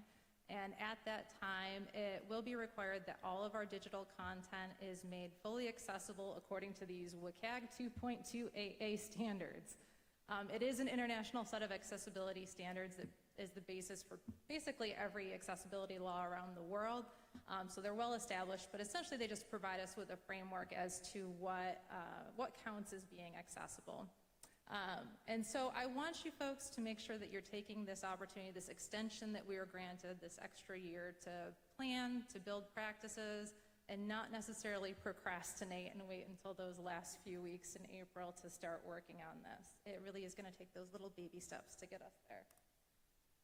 I also want you to know that while this is a shared effort and all of us have a responsibility to make sure that our content is accessible, we do have resources available for support. A number of us have been working over the past few months to build out those resources and kind of consolidate all of our efforts. One of the things that we've been working on is creating a centralized resource hub that will be housed in the employee portal, and that's where we will keep all of our how-to videos, our trainings, our recordings, AI prompts related to accessibility, outside resources, so all employees will have one central place that they can go to for information. We're also going to be rolling out the accessibility roadmap assessment, which is a phased checklist that will be going out to each department to help folks gauge kind of where they are in terms of their accessibility progress and what should come next. So it's going to help departments prioritize their efforts. And it's also going to provide us on the EITA team with some really valuable feedback as to where people are running into issues, where we can provide additional support or training. We've also launched an email address, eita@flcc.edu. So if you have questions about accessibility, if you're running into trouble with like specific documents, you just need some troubleshooting help, please feel free to shoot it over to eita@flcc.edu. It's a shared email, so a bunch of us will take a look and make sure that the right person is addressing your questions. Finally, just a couple other things I wanted to highlight for our initiatives for this year. I will be hosting drop-in hours this fall, so if you want to pop in and visit, if you want some help, or if you just want to sit down and do some accessibility work with somebody next to you, please feel free to pop in. I will be hosting those in the online learning suite and also via WebEx, so if you can't make it in person, feel free to jump in my personal WebEx room. And finally, workshops and trainings. We will have kind of an introductory Title II session on Friday. If you can make it, that would be great. But we have a number of other trainings planned as well. I didn't have room to post them all on the slide, but we will be getting those out via email to the entire campus community, and we'll also post those to that employee portal page when we have that finalized and up and running soon. But they should be starting the week of September 16th, so be on the lookout for those. We're gonna try to do some like tiered trainings so that we can meet people where they're at. I know some folks are just getting going with us, and others are all the way at that advanced level, so we're trying to meet everybody where their needs are at. So I just want to wrap it up with my 26 seconds left and just say a big thank you. I know that this is a lot of effort, and for many of you, this has been a really big lift over the past couple of years, but this work truly does make a difference for our students in making a more inclusive campus and for our community members. So thank you for all you do with it.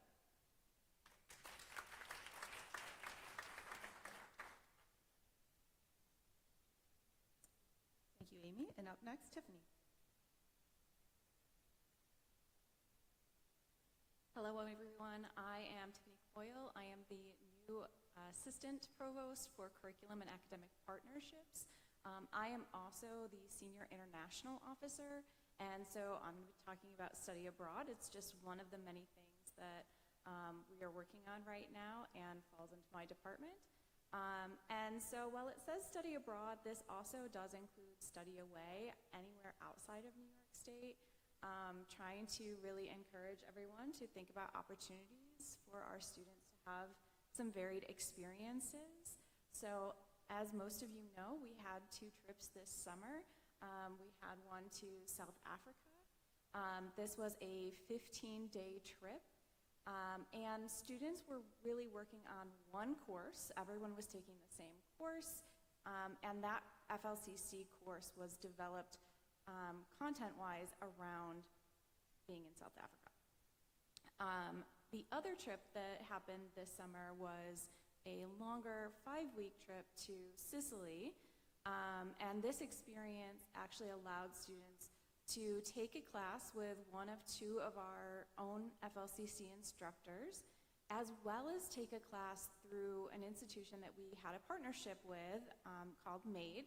And so students also got to take a class through them, and so they earned 6 to 8 credits depending on which classes they chose. So these 2 experiences were built slightly differently, but they allowed students to really integrate their experiences in these different countries with the coursework that they were learning through the FLCC classes. Now, the classes that were at MAID were more gen ed classes. Some of them did really focus on the area. They were in Syracuse, Sicily, but others were just more general education classes. However, the goal is really to get our students out there so you can actually see some of the experiences that students had. So at MAID in Sicily, our partnership there, students got to experience things like trips to different national sites and monuments, but they also got to experience things like papyrus making and puppetry, which really supported their experiences in our classes. So where am I going with all of this? It's really thinking about what is next, and that is where all of you come in. Thinking about what experiences our students need, want, what fits with our curriculum. So the first thing I have on here is that we are trying to expand our partnership with the Maid School in Sicily. So we are looking for classes that would like to join in as part of the 5-week trip in summer. I've at least reached out to one of you already that we think might be a really good fit. But we're also looking at shorter experiences at the same location, maybe a winter trip or a spring break trip, if your class doesn't really lend itself easily to a 5-week summer class. The other piece is, where would you like to go? Where would make a good location for your students? So we have the South Africa trip, and I hear that we're going to be doing that again in 2 years, but this year they might be looking at other opportunities in the in-between, which may be in the Florida Everglades, so not quite as far, which would assist our students in planning out where they would like to go for their experiences. So where would you like to go? What would support your students? And then in terms of funding and support for you. So I'm actually going to start on the support side for you. We're working on a new process for getting our study abroad and study away experiences approved, because anything outside of the US does have to go through SUNY. So we want to make sure that we're providing you enough support. So we're trying to set up a handbook of information that will support you in thinking through what your trip would look like and what experiences you could provide for students, as well as some mentorship support from someone who's already been through similar experiences. And then we're looking at funding opportunities. So the Gilman Scholarship is one that's directed towards students. So we're looking for ways that we can fund students for their experiences. And we are looking at grant opportunities to help us develop new experiences. So actually there is a current grant out right now that will help you develop an exchange program with Central America or the Caribbean. So if anyone's interested in that, let me know. But I just ran out of time, so I guess I'm off.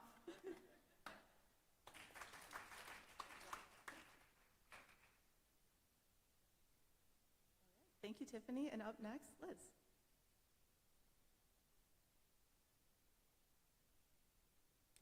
Hi there, everyone.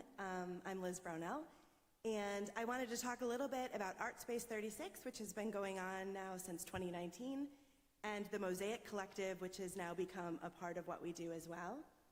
Art Space 36, we've been offering opportunities that we continue to expand for free to the community and to our students. So encourage your students to come to Art Space and participate in these events. We have a bi-weekly pop culture art making.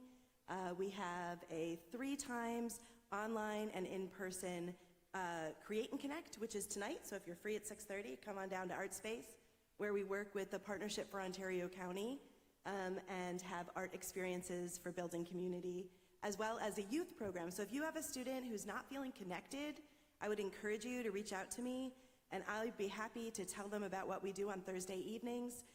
We provide the students with food. We also react if we see that there are food insecurities for the students, and that's also with the Partnership for Ontario County, and give them really cool experiences with us and with other artists throughout the community. Okay. So this past semester, we started partnering with the Mosaic Collective. So Jackie and I both had ideas that we blended together into the Mosaic Collective, which she'll tell you more about. But this gave us a real opportunity to involve different programs. So it started out as being for graphic design students. It morphed into being for fine art students.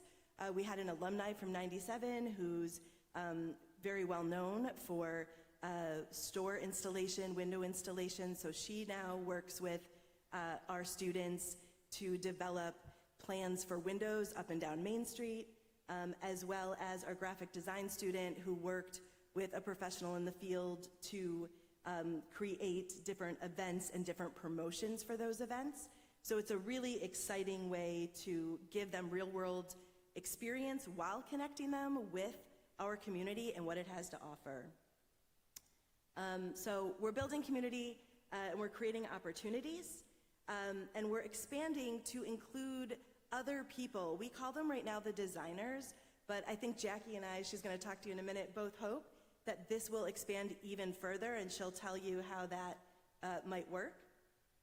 So I would just want to encourage all of you, if you have an idea, I was speaking to someone earlier who thought maybe thought there wasn't a connection, but there's always a connection. And when your students are actually doing something and they're meeting the community and they're also serving the community, but having an active learning experience, it just changes everything. So even if you don't know how you fit into this, I'd encourage you to give me a shout or shoot me an email, and I'd love to sit down and talk to you here or at ArtSpace.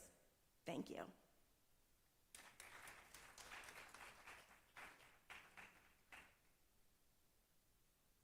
Thank you, Liz. And up next, Jackie.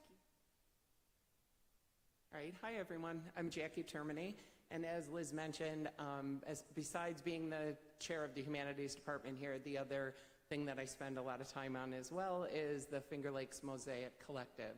The best way to describe the Mosaic Collective is career-connected learning and self-discovery. So it's an opportunity for students to do real projects for real businesses as a way to learn not only what careers are out there and things they might be interested in, but more importantly to me, they're learning a lot about what they're good at, what they're not good at, what really makes them excited, and you know, how they can connect all of that for what comes next for them.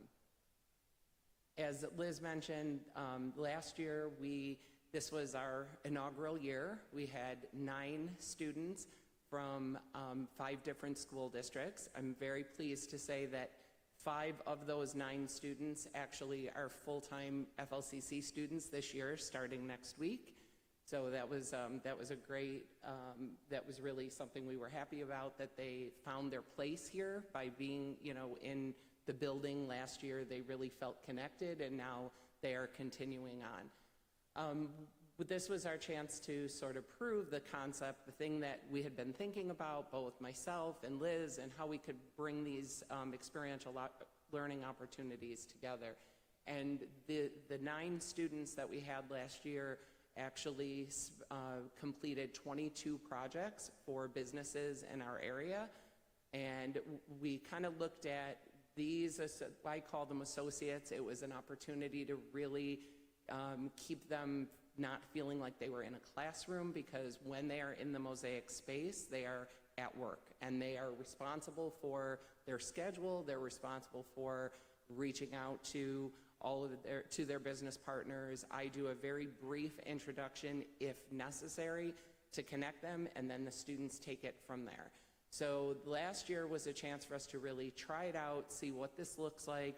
We had a focus primarily on the high school students, because that was one piece I was really interested in trying out and seeing what we were doing. But luckily, at the same time, Liz was kind of trying out what the designers would be doing, and we did have a volunteer, sort of, Jeremy Termini, who did, sort of, who he'll tell you it was a volunteer because he won't do it unless it you know, benefits him as well. But I do like to think that he did it to support my work. So anyway, Jeremy did have 6 of his kinesiology and human performance students participate in an event that we held here on campus. So my associates were doing all the back-end event planning piece to get that all up and running, while Jeremy's students did baseline fitness assessments on the day of the event. So, and then they used that experience as an opportunity to get credit in one of his courses. So there really, as Liz mentioned, are a lot of ways for you to, become involved with this. And as we're jumping into year 2, we're trying to look at it like this. There's associates, which are high school students that want that experiential learning opportunity, generally by coming to campus. However, breaking news, this has just happened in the last few weeks. And now students, high school students, are going to be able to join in person, join synchronously, or join asynchronously. And that came directly out of a need for the students because, for example, one district would not bus the students here, and the students' parents would not allow him to take the car all 5 days to get here. So we are doing a synchronous option. He's got late arrival at his high school, and he's going to join us from home every day at the same time that we're in the room. There's an asynchronous option for, so I have 2 homeschooled students that the asynchronous option may work better. So in year 2, we're already trying a lot of different ways to get students to actually meet students where they're at. So the associates that are generally the high school students, the designers are the students that are working with Liz and her team and others in the art area. And then the affiliates is an opportunity for all of you to find a way to get your students connected. And now I just ran out of time, or I'm close, I got like 10 seconds. So if you are interested in offering some career-connected learning with real projects in your courses, please reach out to me so I can explain how we envision that. Thank you very much.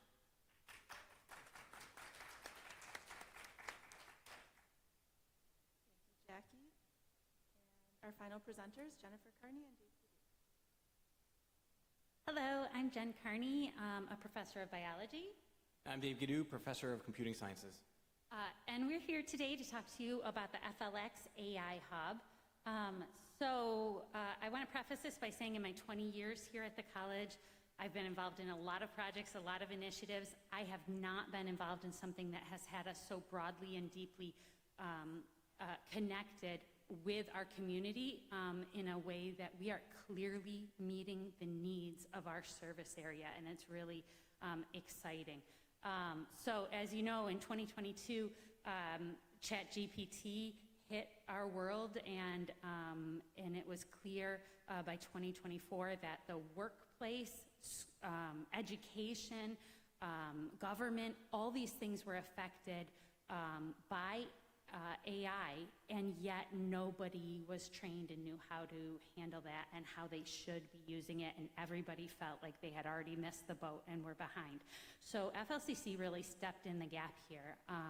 And the FLX AI Hub was formalized about 15 months ago, and we see ourselves as serving really 4 different audiences. So we offer trainings and AI support to K-12 educators, but also to higher ed professionals, including other SUNY institutions and private colleges across the state. Just a couple of weeks ago, Dave and I gave the keynote at Keuka College, for instance, at their opening day.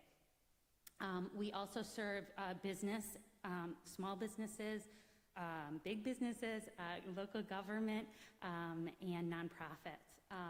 So we have done, for instance, lots of trainings with Thompson Hospital, with Ontario county government department heads, and then we do a yearly convening, a one-day conference where we have 200 to 300 attendees from local businesses and organizations.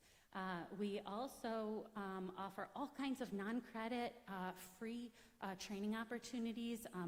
We have a lot of things that are offered on our website, flcc.ai, on demand, but then we also offer live trainings as well. And then, of course, we have all our internal efforts and the ways that we have tried to train and support and explore with our employees, with both faculty and staff, and also with our students. So Dave's going to talk to you a little bit about the numbers and the impact over the last 15 months. Numbers, because I'm a washed-up math teacher.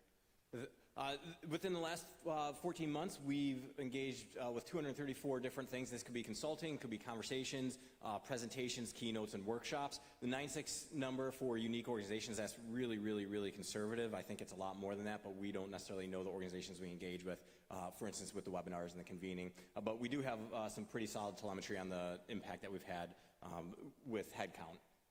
These are a merry mix of some of the organizations that we've engaged with over the last 14 months. You'll notice a merry mix of K-12, higher ed, local governments, and local businesses. This is some of the workshops and keynotes that we've given. Many of these have been given at the college or will be given this academic year. And I really want to talk about the impact model that we have. So we see it as kind of 4 different stratifications. I'd like to talk about the regional and the state and national because we are in the room. There is an organization, it's about 30 different organizations, Harvard, Western Governors, Stanford, Yale, Gates Foundation, and us.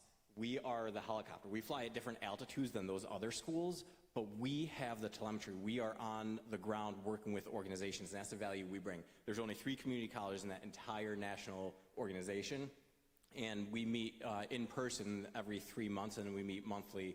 And we're also in the room with OpenAI, with Anthropic, and with Gemini, looking at how higher education can influence these frontier models and how they are deploying AI across higher ed. I just want to pause there and have you understand how amazing this is, that we are the community college voice to these major AI companies, right? That Dave, through his impressive keynotes, got himself invited to this group, and we are shaping what those organizations do. Thank you.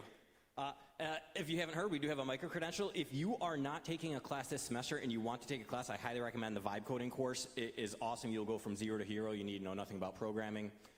And then the last thing, we have season 2 of our AI for the Modern Educator. This is a K-12 program. Paige will be the lead on this and is deploying every month a 3-hour course for local educators.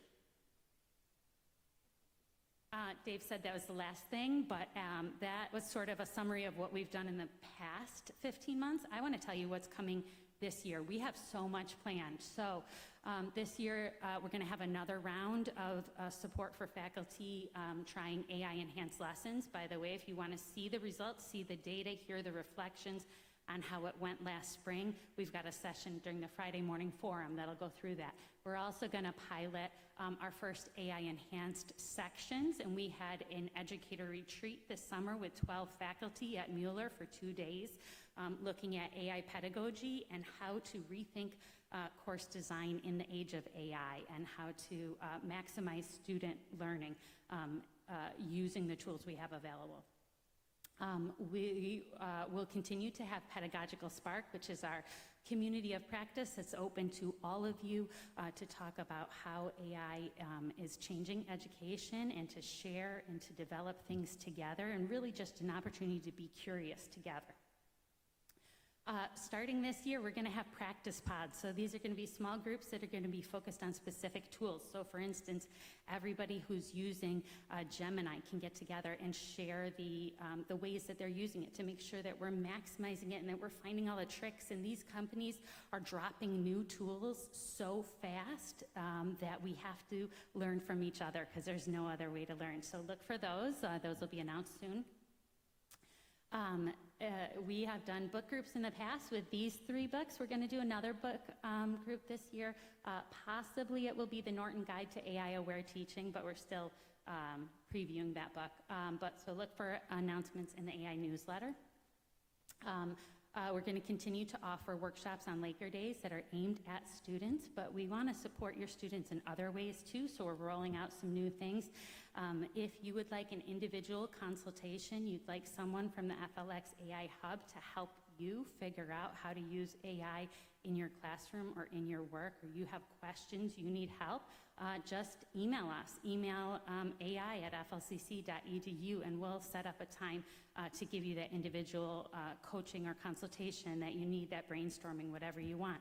We're also going to do, upon request, push-in training. So if you're like, geez, my students need to understand how to use what used to be called Notebook LM, which is now a Gemini Notebook. I want them to be able to use this for this project, but I don't feel confident teaching them Dave or Jen or Paige or Will, or I'm just naming people who don't know, they're on my list.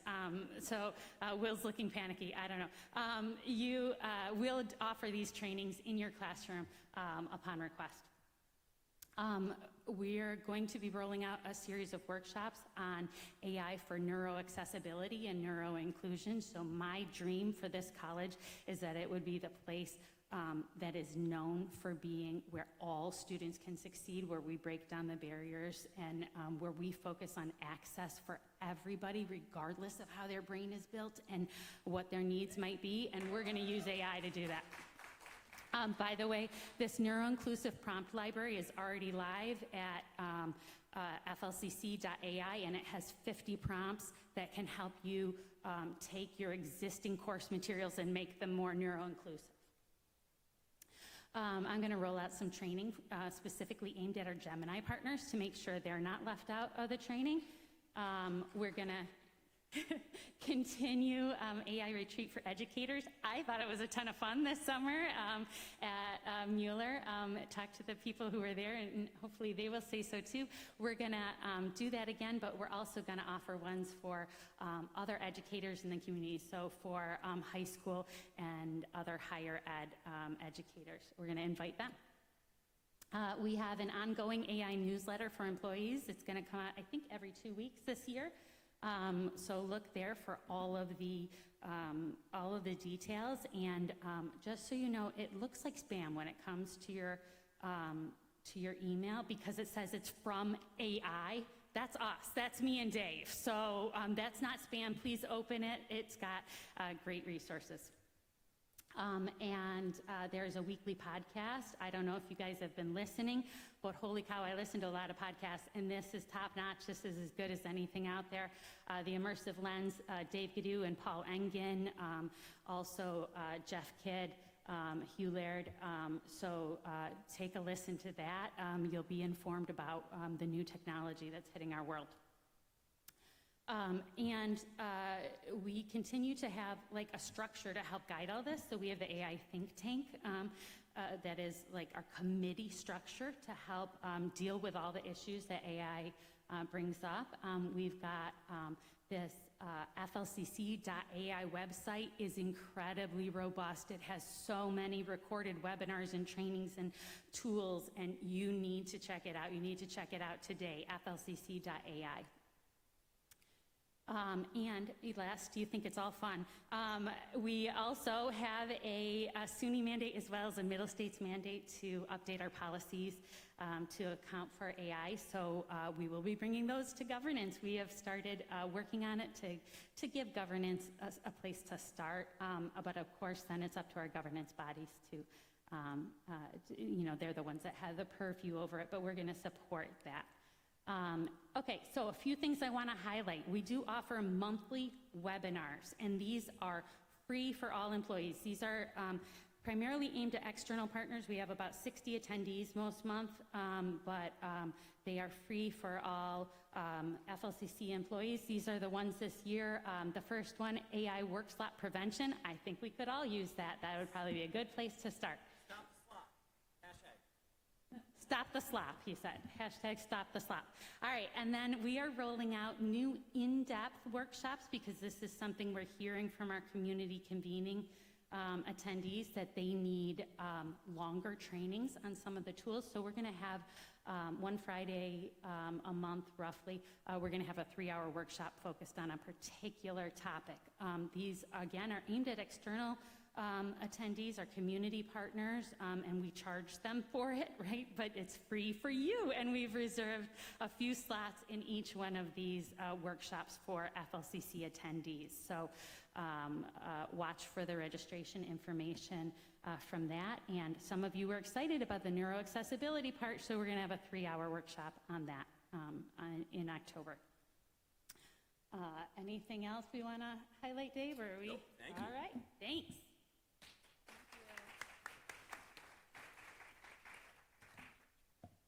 Thank you, everyone. Can we give a warm round of applause to all of our presenters?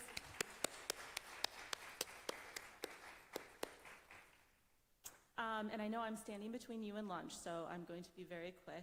But I want to thank you all for being here, and I want to thank all of the people that lent their time and expertise and wisdom into putting together both today's events and the events for the rest of this week. Specifically, the Opening Days Committee that started working on this last spring, But then also a shout out to our facilities, our IT, and our AVI folks who make sure that we have comfortable spaces to meet, that we're lit and have technology and you can hear us, and also that we have food and coffee to sustain us. So thank you to all of them.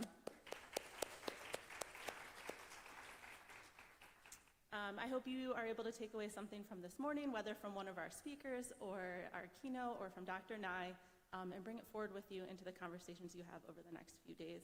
We're looking forward to a great year with all of you, and now let's go get lunch. Thanks.